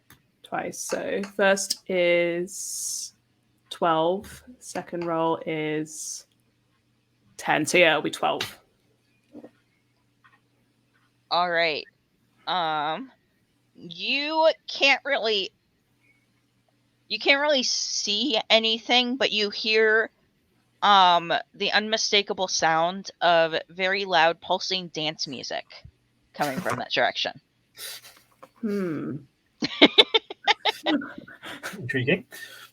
What could that mean? All right, and it looks like we have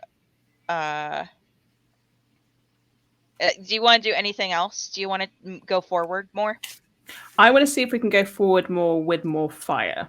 Like basically what John did on John's turn. All right, cool. Yeah. Your dragon can go ahead and do it this time. And go ahead and oh, actually no, that's me. Very undexterous plants.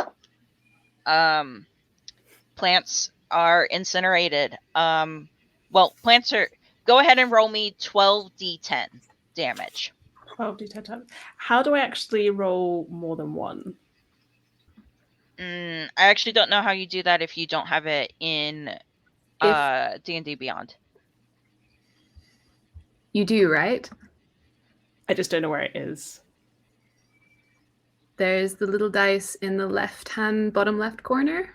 Yeah. So I've got the d10. Yeah, and then Sorry, keep clicking on it until it adds Is that more. Yeah. Okay, and how many d10s again? 12. Oh, I see. Yeah, got you. Okay, 12. That is A lot of 59. All right, you completely clear out the rest of the house plants, which is just great for everybody. And you are now up around. You pass the Moonlight Queen, actually. And you pass Hetty, and you get to the corner, and you see, as you turn the corner to look into this next leg of the race, you see an absolutely enormous octopus floating in midair. Its colors, its chromatophores, color-changing cells on its skin are pulsing in different waves of color in time with the incredibly loud, ear-shattering dance music. And it is completely blocking the way. And this octopus, it is grooving. It is all 8 legs just dancing its little cephalopod heart out. Hearts? I don't actually know what I the was just cardiac wondering that. setup with is. So next turn, you're gonna have to have a dance off with this octopus. But that is a problem for next turn. They Meanwhile, have 3. They Apparently. have 3 hearts? According it's to dancing. the Google. They're dancing all 3 of them out. Hashtag science facts. Cool. And now, since somebody donated for the grouse to get superpowered, the grouse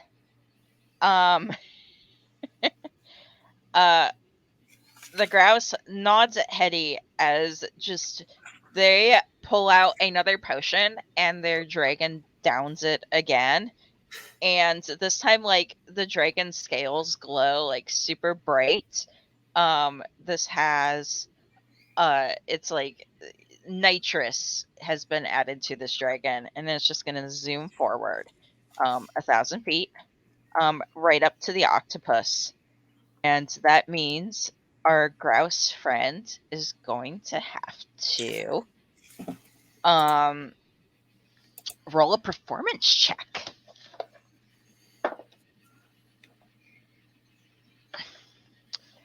And this is a contested check. So basically you have to roll higher than the octopus rolls. Let's see if my camera works now. All right. And so the grouse got an 11.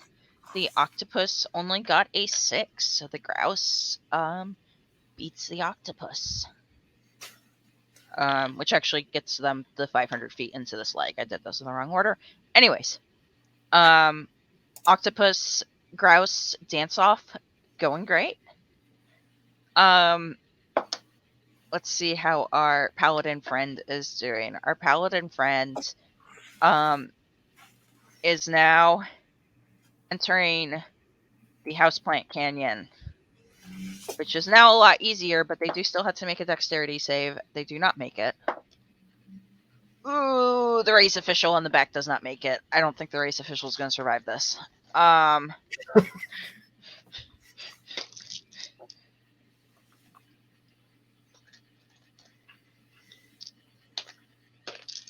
Don't worry. I think they'll just go unconscious.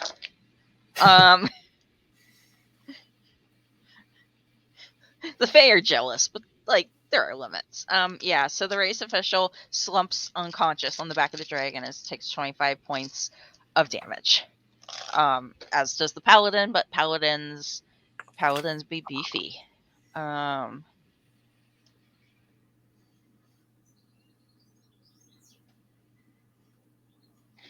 a note of that, because this will probably matter later. That brings us back up to the Moonlit Queen.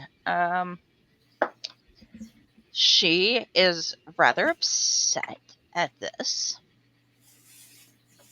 Oh, well, no, you don't. I am taking home the golden stiletto for the glory of the Feywilds, and I'm not gonna let you guys are foiling my plans. With the other two, I think.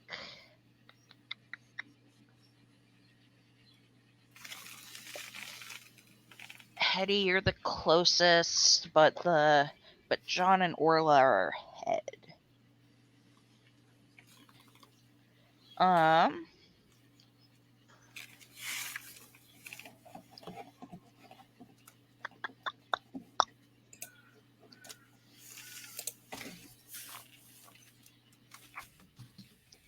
John, she's gonna shoot at you. Does a 21 hit you? It does.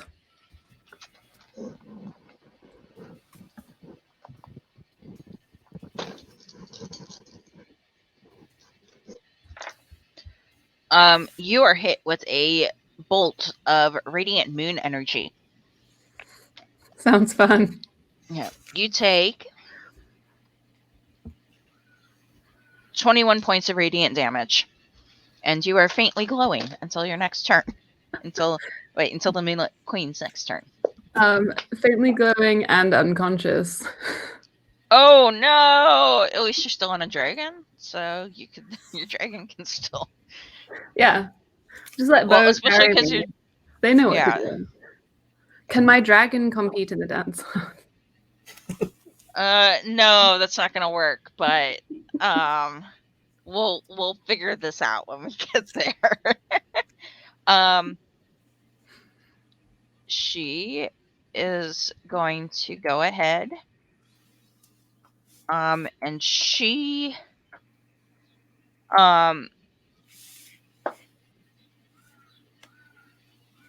has absurd charisma, so I think does quite well on this. Not as absurd as I thought, but she still passes the dance off. She just kind of like poses, and much better than I do. So don't take this as an accurate depiction of that.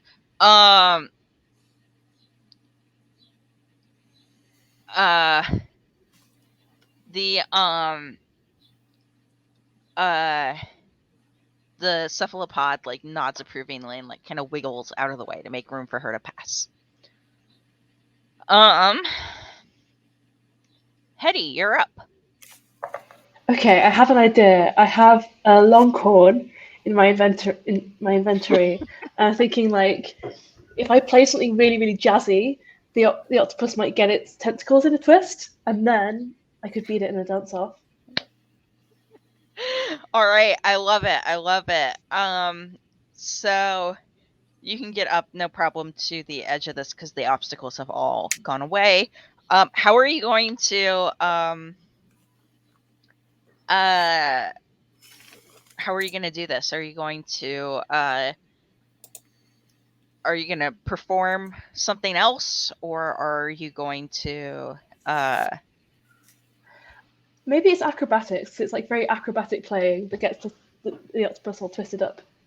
All right, yeah, let's do it. Roll an acrobatics check. Cool.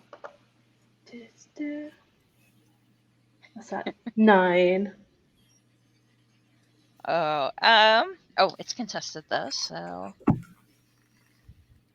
you beat the octopus. Only got 8, Cool. so you succeed. Nice. And the octopus looks on at you and just nods approvingly, and so you are right behind the Caper Cayley. Wait, you're 200 feet behind the Caper Cayley, and then 100 feet behind the Moonlit Queen. Nice. All right, F's, you're up. Okay, F's. The canyon is clear, and so you just have to soar on through. What else you want to do? Get your 500 feet by default because all the obstacles are out. Or 600. Okay, so where does that 600 bring me relative to the others? Just at the edge, like just up to the curve. So you are right next to John and Orla. John is passed out on the back of their dragon. Hetty is ahead of y'all by 300 feet. Okay, so no,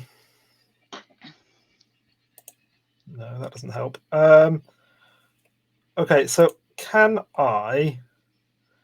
how difficult would it be for me to sort of like do a sort of barrel roll and then touch John to heal? You would have to roll an acrobatics check. That's not my worst roll. It wouldn't be the highest DC ever, but it wouldn't be super low either. Let's try that. Alrighty. 19. That does it. Okay. You can heal John. I will cast. I'll just do a level 1 because I'm saving my last remaining high slot. So that is a D8. Alrighty. 7 points of healing for John. Excellent. Hope you're okay. That brings us to John's turn. You're at the edge of this block looking at this giant floating octopus. This terpsichorean cephalopod. It's so beautiful. I am slightly mesmerized at first, but manage a little hand shake in F's direction, which you take to mean thank you so much for saving my ass.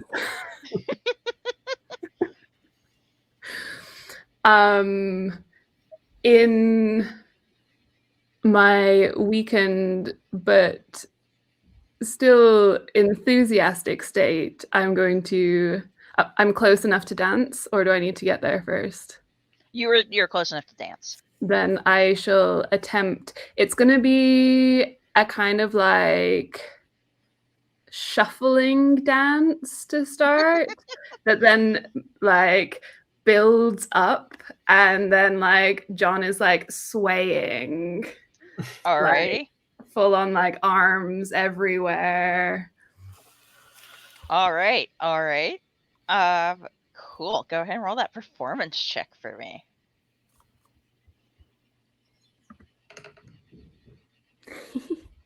It is a 3.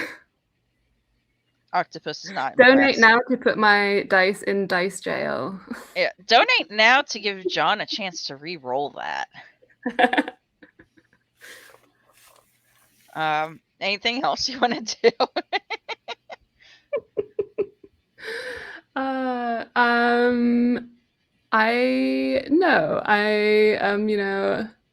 tired, just recovering, ready to watch other people's dance moves and maybe learn a thing or two.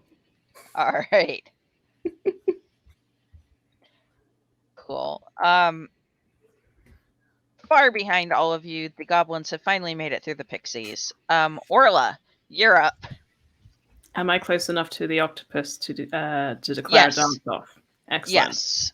The dance off, the dance I want to use is called tinikling, and it is essentially bamboo poles which raise off the ground and go in like that. Have you ever seen that before? Yes. But basically, you put your feet in, and this is my way of, this is something that my family has taught me from a young age, so I'm very skilled at. And I'm hoping this will be a way to trip up the octopus, and that I will be able to win the dance off and pass.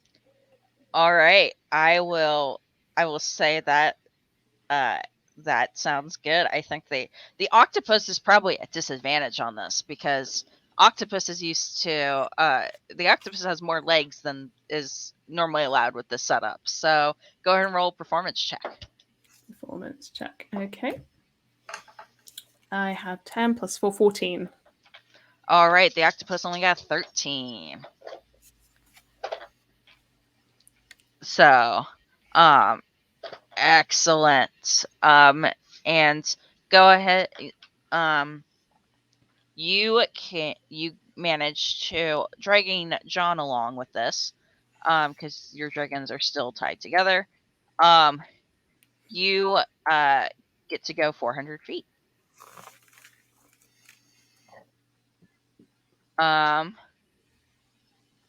You are now right behind the Caper Kaylee. Who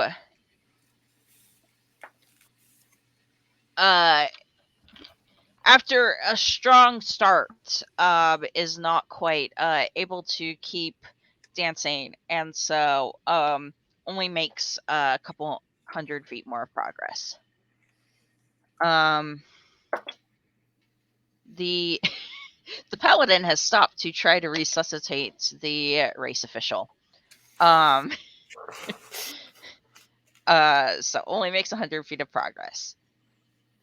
And that brings us back to the Fey Queen. Who just very upset now that Orla and John are right neck and neck with her. She is going to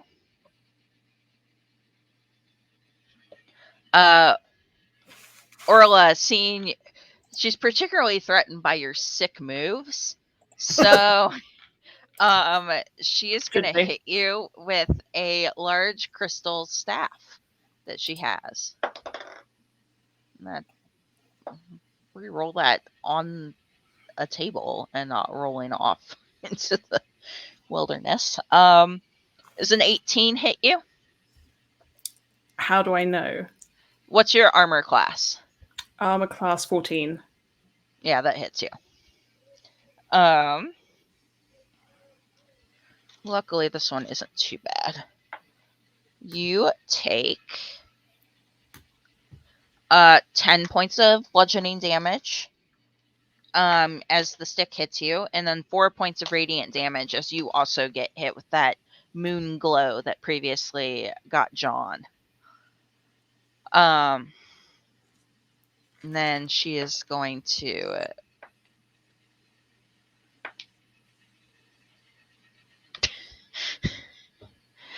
the octopus, however, just is not impressed by her dance moves, probably because she is getting sloppy. So she actually does not get to make any progress this round. Nice. Hetty, you're up. Okay, so I've just got past the octopus. What can I see in front of me? You are so you're still in that section of the race. But you see up ahead the final stretch is going is kind of where the street widens out, and there is oh my gosh, this is the worst pun ever, and I am so sorry. There is there is a dinosaur in the street.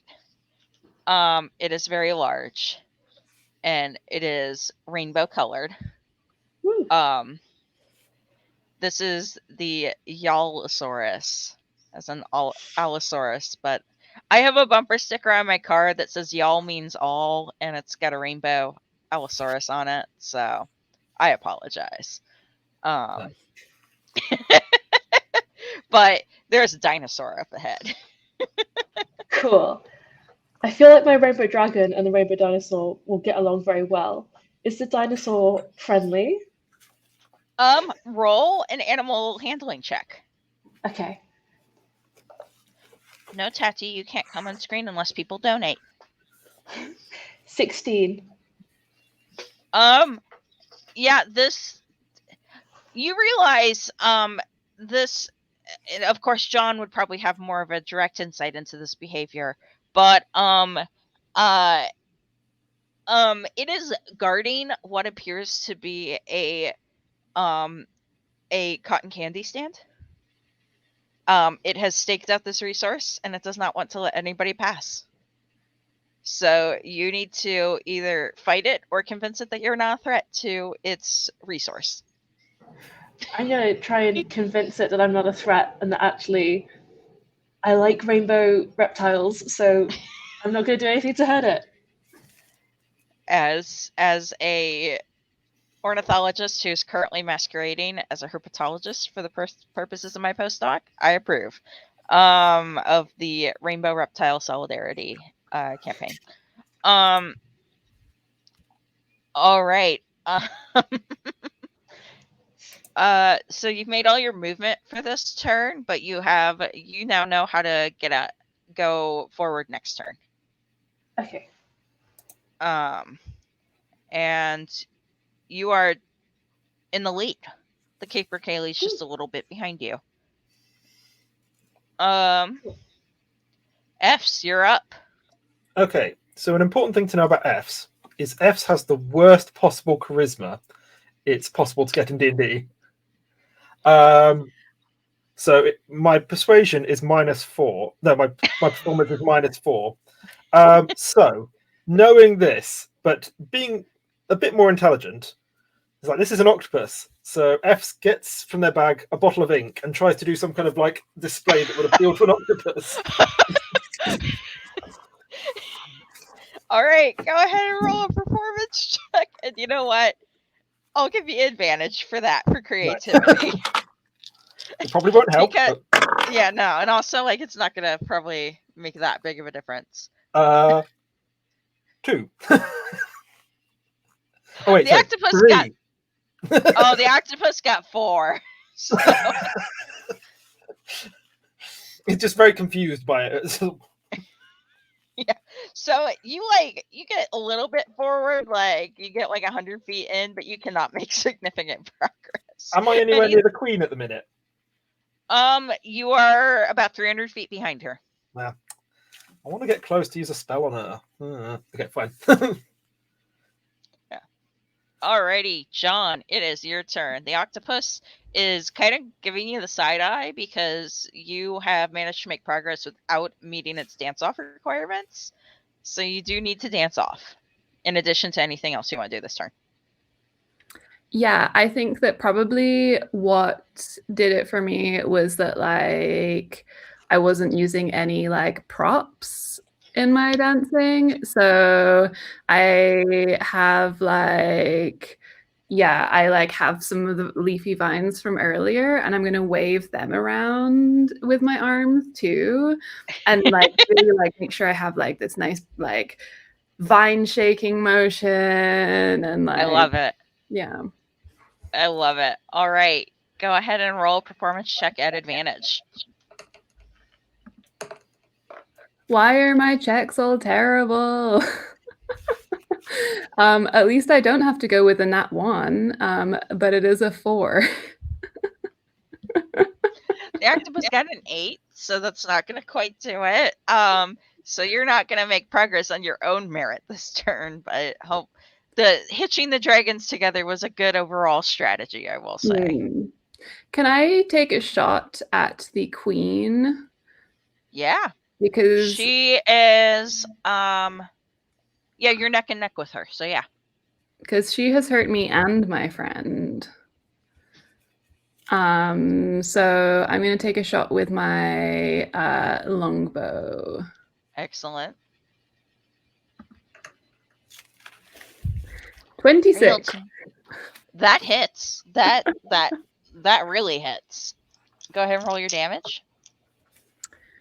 That is just 4 damage.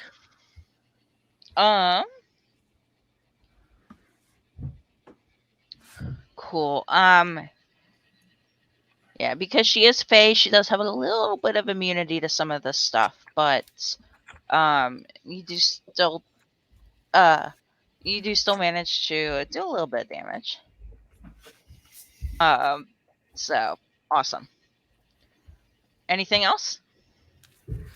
Can I use 2-weapon fighting? I don't think you can with the That works longbow there, because right? it's only a melee thing, I think. Yeah, that's fine. I do a little kind of like threat, like bounce towards her. Yeah. Alrighty. She has been threatened. Where did I set my phone that gives me my internet? I'll figure that out later. So hopefully it won't go dead. All right. Cool. Goblins are still stuck. That brings us to Orla. First, I think I need to heal myself, but what are my options for that? Do you have a healing spell? No, not what I can see. Yeah, you may not have. Remind me again what your class is. That is a good question. Do you mean Eladrin or do you mean Rogue? As in Rogue? Yeah, no, you won't Rogue. have.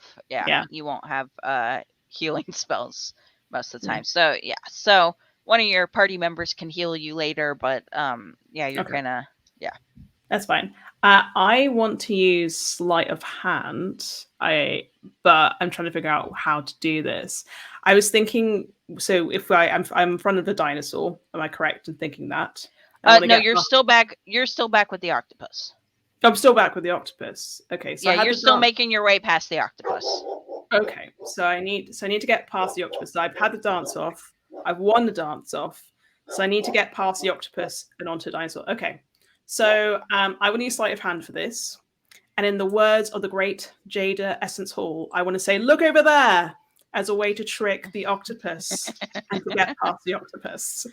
And All using right. sleight of hand. Go ahead and roll.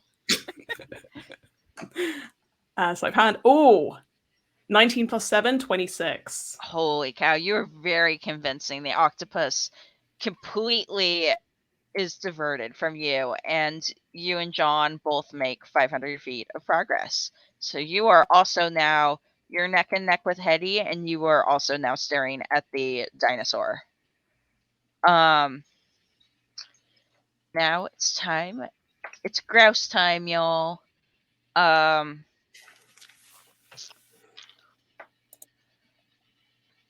The grouse manages to make their way past, and now they are a little bit ahead of you guys, and looking at the Yalosaurus, and they are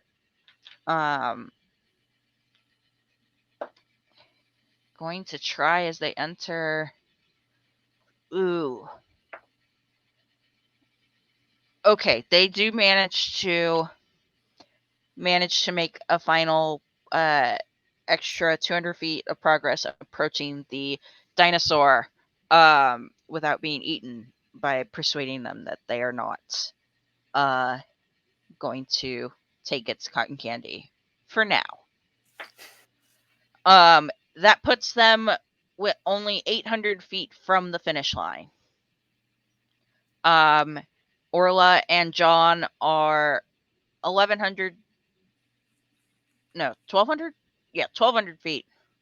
Wait, 1,100 feet from the finish line. Hetty is 1,200 feet, and everyone else is still pretty far back. So things are not going well for the paladin. They are still unsuccessfully trying to revive the race official. So it is the queen's turn.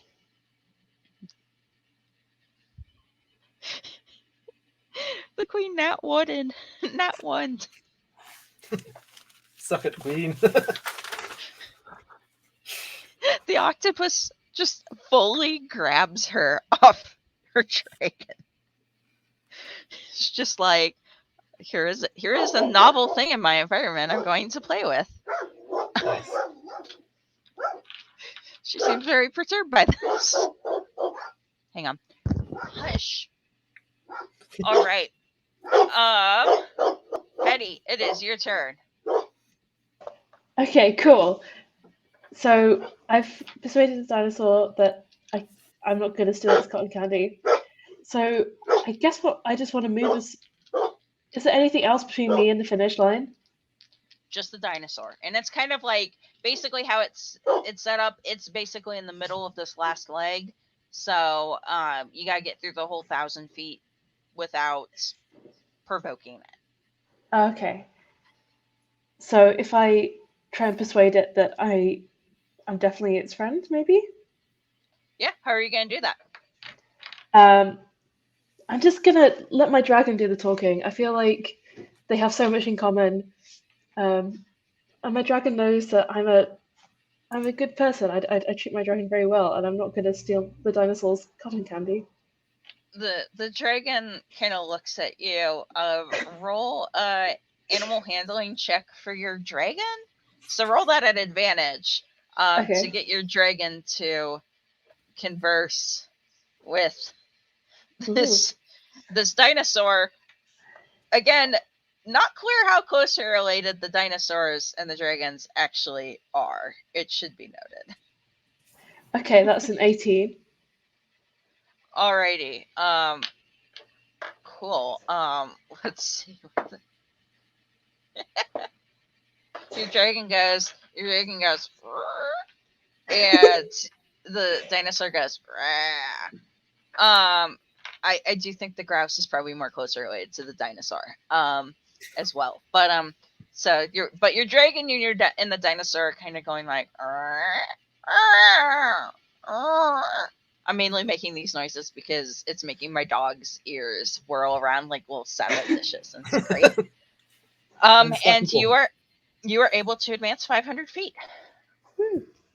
Thank you, You are dragon. now in the lead. You are 700 feet from the finish line. Nice. F's, it is your turn. Okay, so would you allow me to make a performance check using strength? Like to do like a hacker kind of thing. Okay, I'll allow it. Okay, so I'm going to rage. Alright. And just do this big kind of thing, which will give me Alright. advantage on that, because otherwise I will just be stuck here for all time. F's is just held hostage by an octopus. Yeah, so that is a dirty 20. Yeah, that works. The octopus flushes a bright kind of orangish color and kind of scoots aside for you to go through. So Okay. you advance a full 500 feet, 600 feet. I pass within range of the queen in that time? Oh, yes, you do. Okay, so this isn't like a big thing, but just because it'll be gross, I'm going to cast grease on the back of her dragon, so that if she tries to get on, she'll just fall right off. Yeah, and she'll ruin that dress too. Exactly. So it's a double attack. Yeah. You do that. Do you have to do anything for that, or is it just there and then on interaction? Oh wait, shit! I can't do that because I'm raging. Oh, that's annoying. Never mind. I don't do that then. Sad. Alrighty. Although, donate now if you would like F to be able to cast grease anyways. Yeah.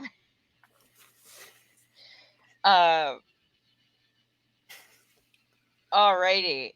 That gets us to John. You see the behavior of this dinosaur. Yeah, and I have a cousin who is a Central African chimpanzee from Gualugo, and they have like really impressive stick toolkits. And I'm thinking if I take one of these, like I'm gonna choose which stick I think will be best for the job, and then do this kind of like swirling gesture to demonstrate to the dinosaur how to use it, and then offer it to the dinosaur so that they can like use this stick to extract the cotton candy.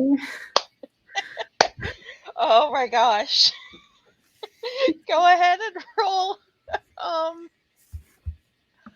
Uh, I'm trying to think of what check this is. Is this animal handling? Is this intelligence? Is this performance? I could I could be persuaded anyway. What do you think this check is? Let's go animal handling. Alrighty, awesome. Go ahead and roll that That at was a nat advantage. 20. Yes. The dinosaur takes it gently and like looks at you and it like turns around and just starts getting really into it. So you and Orla with your dragon successfully make it 500 more feet. So Can you I are also like usher my friends past? So like, because Hetty's already passed, but give F's a little like signal that like it's good. sure. I'll Dinosaurs allow can it. take cotton I'll allow candy. it. So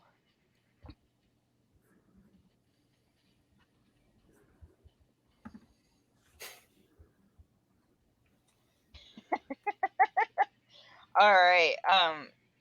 So Orla and John are now in the lead. F's and Hetty are right behind y'all. And the grouse is then right behind them. I'm not even gonna roll for the goblins. It's not even worth it at this point. Orla, it's your turn. Okay, so how far are we from the finish line? How far are we behind the grouse as well? You are ahead of the grouse by 200 Ahead of feet, grouse. and you are 600 feet from the uh, finish line. Okay. Is it possible to go 600 meters in one move, or I'm just trying to think. So it is possible if you have a spell or something, or if somebody donates. We haven't been doing the dash action in that way mechanically for this because it's the dragons that are doing the movement, and so the character, it doesn't make a lot of sense for something that for the character foregoing their action to give the dragon more movement because the dragon's just moving. Okay. I want to see how far we can get ahead, just in general. Can we just keep on moving ahead because there's no other obstacles in front of us, right? Yeah, no, you are free and clear to do. You'll get 500 feet of movement at this point. It's just, okay.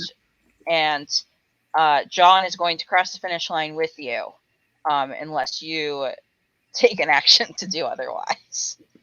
Now, it would be in Orla's nature to do that. However, there's also the worry of, well, what if Orla cuts John off, but actually that works in their disadvantage? Because so far, having John has been an incredible advantage. Yeah. So, especially with the dancing ability.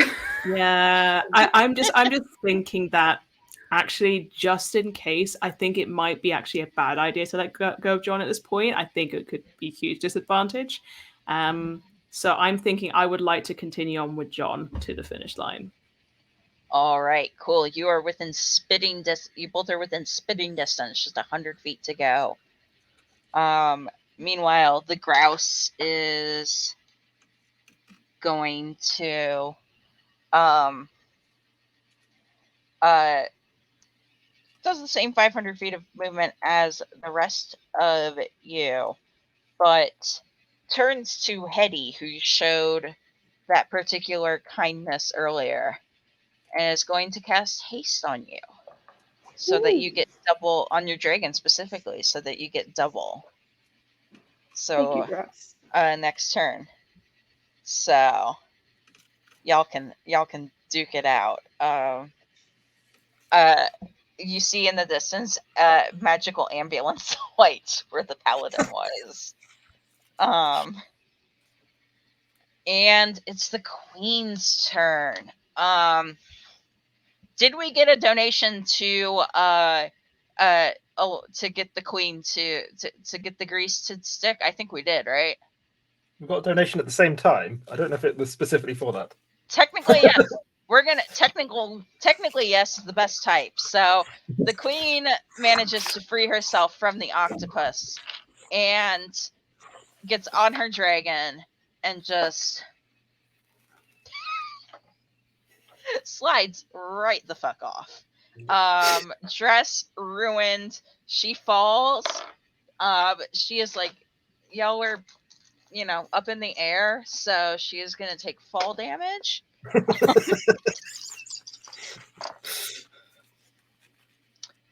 She takes 12 points of falling damage. Her crown is like crooked.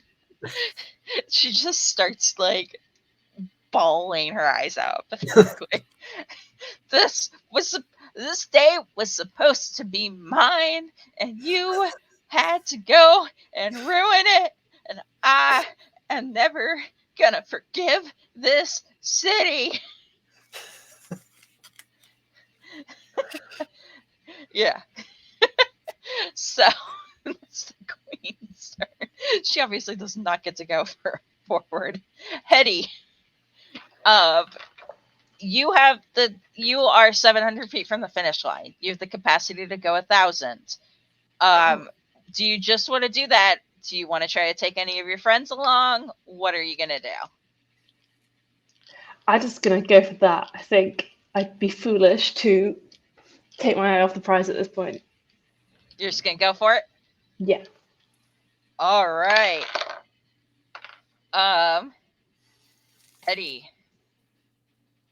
you go past the dinosaur who has, by this point, made just like a thing of cotton candy that is fully like the size of an enormous beach ball, and is just very happily buried its face in it. This is a dinosaur that is just having the sugar rush of its life. And as long as you don't have to be around to deal with the sugar crash later, it's all good. And you cross that finish line, and you see in the distance the golden stiletto. And there is another race official who is looking very, very bewildered and flustered with the whole thing. Like, this is highly irregular, but I guess technically, yeah, you crossed the finish line first, and I think you actually cheated less than most of the others. So That's just nice.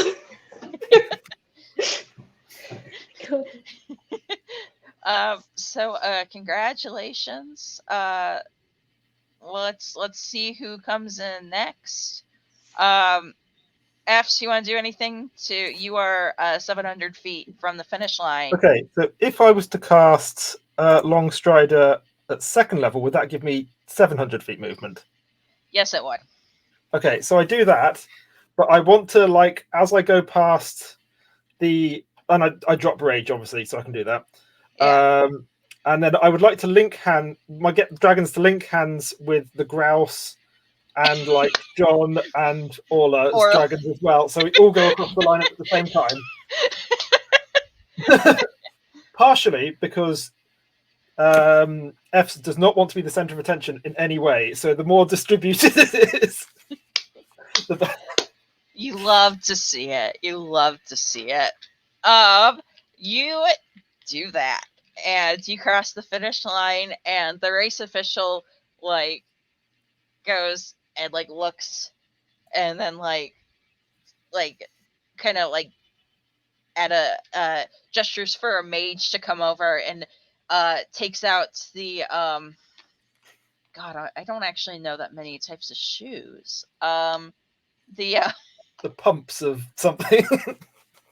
the Doc Martens. I don't. The silver Doc Marten for second place winner, and has the silver Croc, yeah. And the mage goes and casts a spell on it to duplicate it so that you all can get your very own to take home as second place. And congratulations. There was supposed to be like a big final fight here, but you guys like so thoroughly got rid of your competition. And the grouse who introduces herself, her drag name is Kaylee, but their day-to-day name is Tetra. And so Naturally. they come over and well, I'm not gonna just be. I would normally, just as a note, with my own players and my own party, I would attempt a very bad Scottish accent on this character normally. I am, out of respect for our wonderful hosts, I will not inflict that on you, and I will do the only accent that I'm actually capable of doing, Unless which people is a donate. southern. Unless you donate. I don't think I could even do it if they tried. I just think I'm incapable. That's why they should donate. Well, I am flattered, and you know, I have a little bit of an adventuring. If you all are ever interested in future opportunities, I liked your spunk back there, and I might have some job opportunities for a party like yours. So just get in touch. And you see, as Tetra gives you their business card, there Nice. you see, at the corner of your eye, you'll see the Queen of the Fae just sobbing into her hands, just like, I thought that this was going to be the year that we were going to take back the crown as being the best Pride Festival in all of the realms. And I'll get it next year. And the race officials take her just dress like, clean at least. okay, that's very nice. The race official just kind of nods and is like, yeah, you're actually banned for life. We take our, like, it made it more interesting, but we don't actually approve of look, you can't just go and make things dangerous. We didn't write the waivers to allow for that. It's just, this is just not, so at any rate, and thus the 10th annual Drag Race comes to a close with a 4-way tie for second place, Hetty as the winner, and the most memorable race that there's been yet. Anything else y'all would like to do as the camera pans for that final shot? Probably run and hide, to be honest, but F's is like, I am out. I did my part. Orla would already. Oh, sorry. I'll be inviting everyone to the after party, and my dragon is providing the laser show. Excellent. Yes. Mm-hmm. John does a big, loud scratch, which you all understand to mean congratulations, Hetty, and thank you, Orla and F, for helping. Awesome. John can say a lot with gestures alone. And There we go. Thank y'all so much. Thank you. Thank you. Thank you. Yeah. And as we watch the closing scene, you spot a large narwhal-like humanoid coming in to steal the golden stiletto as Reginarwhal, the alternate universe version of Reginar Hursid-Foot. All of them who seem to have a shoe fetish steals the prize from Hetty. So sorry about that. They're incontrollable. That was great. Thank you so much, Jess. Thank you so much, Alex, Sarah, Kirsty, and Emily. We've got a bit of time left, so anything y'all want to plug about yourselves? First of all, thank you so much to everyone who donated. Please continue to donate if you haven't done so yet. We will be doing our first giveaway. We're going to run that at the end of the month to allow people to donate still. But yeah, we're now at £300, which is great. So thank you so much. Jess, let's start with you. Anything you want to plug? Yeah, just another shout out for the fundraiser for the center at UCO. In addition, just wanted to plug the for those of you who saw the news to the U.S. Abortion access just got incredibly difficult in about half the states, either which have now, with Roe falling, now means that either abortion is now banned outright or will be very soon. So I don't know. I didn't catch if it went across, but I wanted to plug the Yellowhammer Fund, which is an abortion access fund in the U.S. South that works on getting people the care they need, which now is more than ever is going to involve a lot of more travel. And for those in the U.S. who might be in need of resources, I have I'll drop the link for it to go up, but a list of resources of funds by state. And on a personal note, I do art, and I have an Etsy shop, as well as a Redbubble. And so if you like shiny jewelry or prints of animals or whatever, or paintings, check those out. Yeah, and I'd like to just point out, encourage your friends and family who didn't watch this to donate as well. Just because they're not watching doesn't mean they can't support. You can tell them you had fun, and that they should therefore give money. We'll go, Sarah. Anything you want to plug?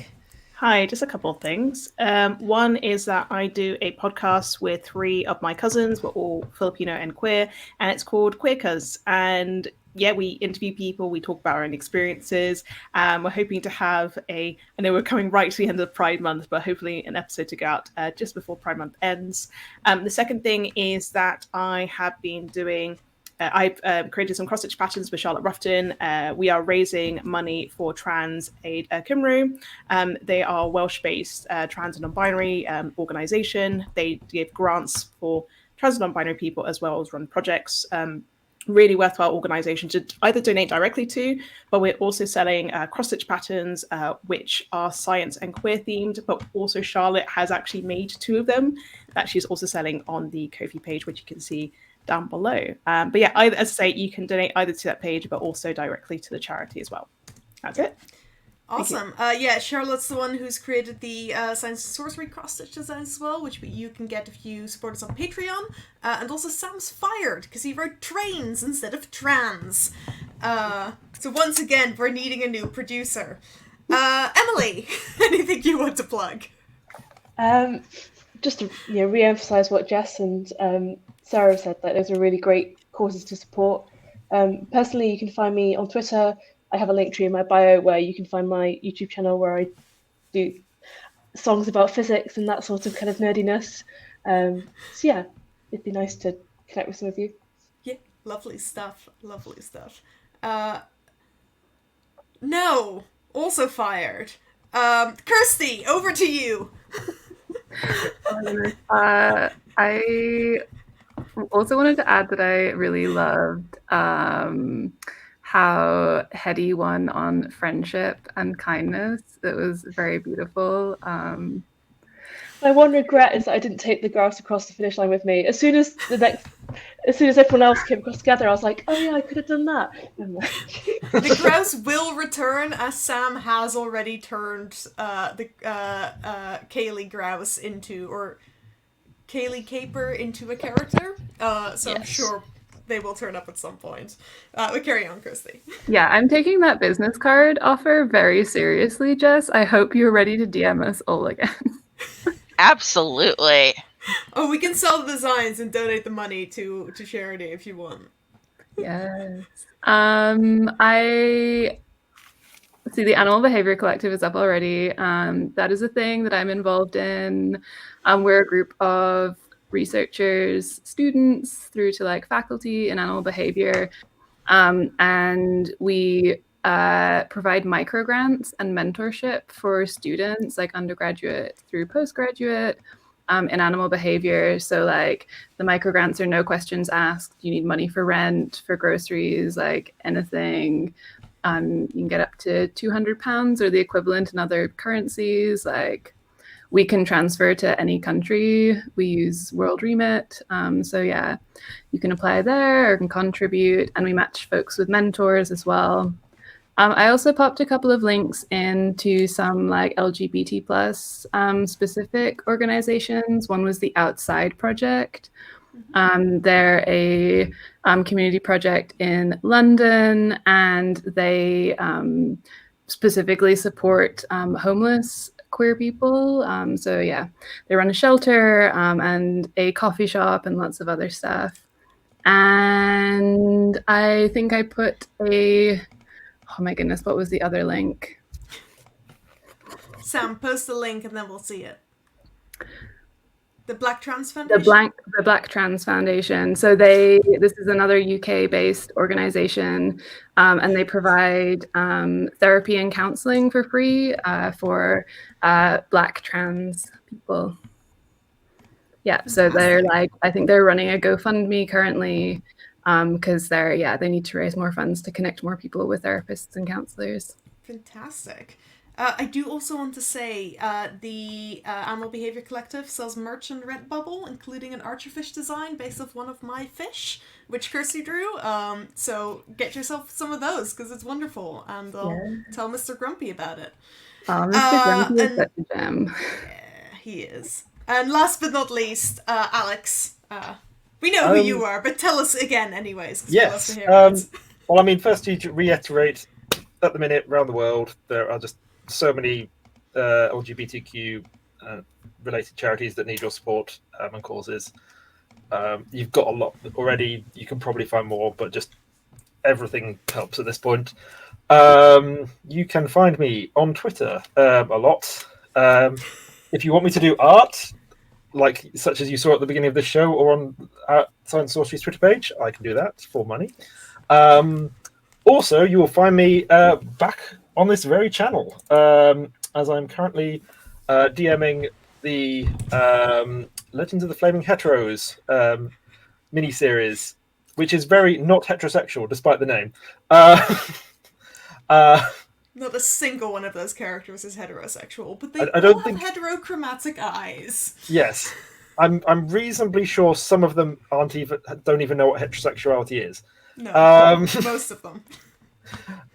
But yes, you can join me at DMing Dagmar, Sam, Khalil, and Jasmine. They're every 2 weeks approximately, and where nonsense happens. Yes. All right, awesome. So you can find Science and Sorcery. We're going to be back on the 27th, which is next Monday. Sam and I are going to be playing, I think, either Stardew Valley or Pokemon Snap in Where the Wild Things Come From. Playing Pokemon Snap, Sam will be playing, I will be narrating, so that will be fun. I'm sure we'll come up with some ridiculous Pokemon names. And then on the 29th, we've got our second Pride special, which is going to be DM'd by the wonderful Tom Green, a personal friend of mine. The one-shot is entitled All That Glitters is Gold, and I'll let you try to think what this one-shot might possibly be about. But we've got a fantastic cast. Characters are going to be announced this weekend. It's going to be great. Fundraiser is going to stay live until the end of this month, so encourage people to donate. Again, everyone who donates is entered into our giveaways, so you can win some free stuff, which is entirely being funded by our wonderful Patreon supporters. So all that is left is for me to thank Jess, Alex, Sarah, Emily, and Kirsty. Thank you, Sam, for running the backstage production side of things as usual. Thank you to myself for managing all of this despite having drunk an insane amount of vodka and Kahlua. And also thank you to our Patreon supporters, Chris Hogan, Sam Langford, Vikram Maliga, and Charles Alkai. And we'll see you on Monday. Good night, everyone.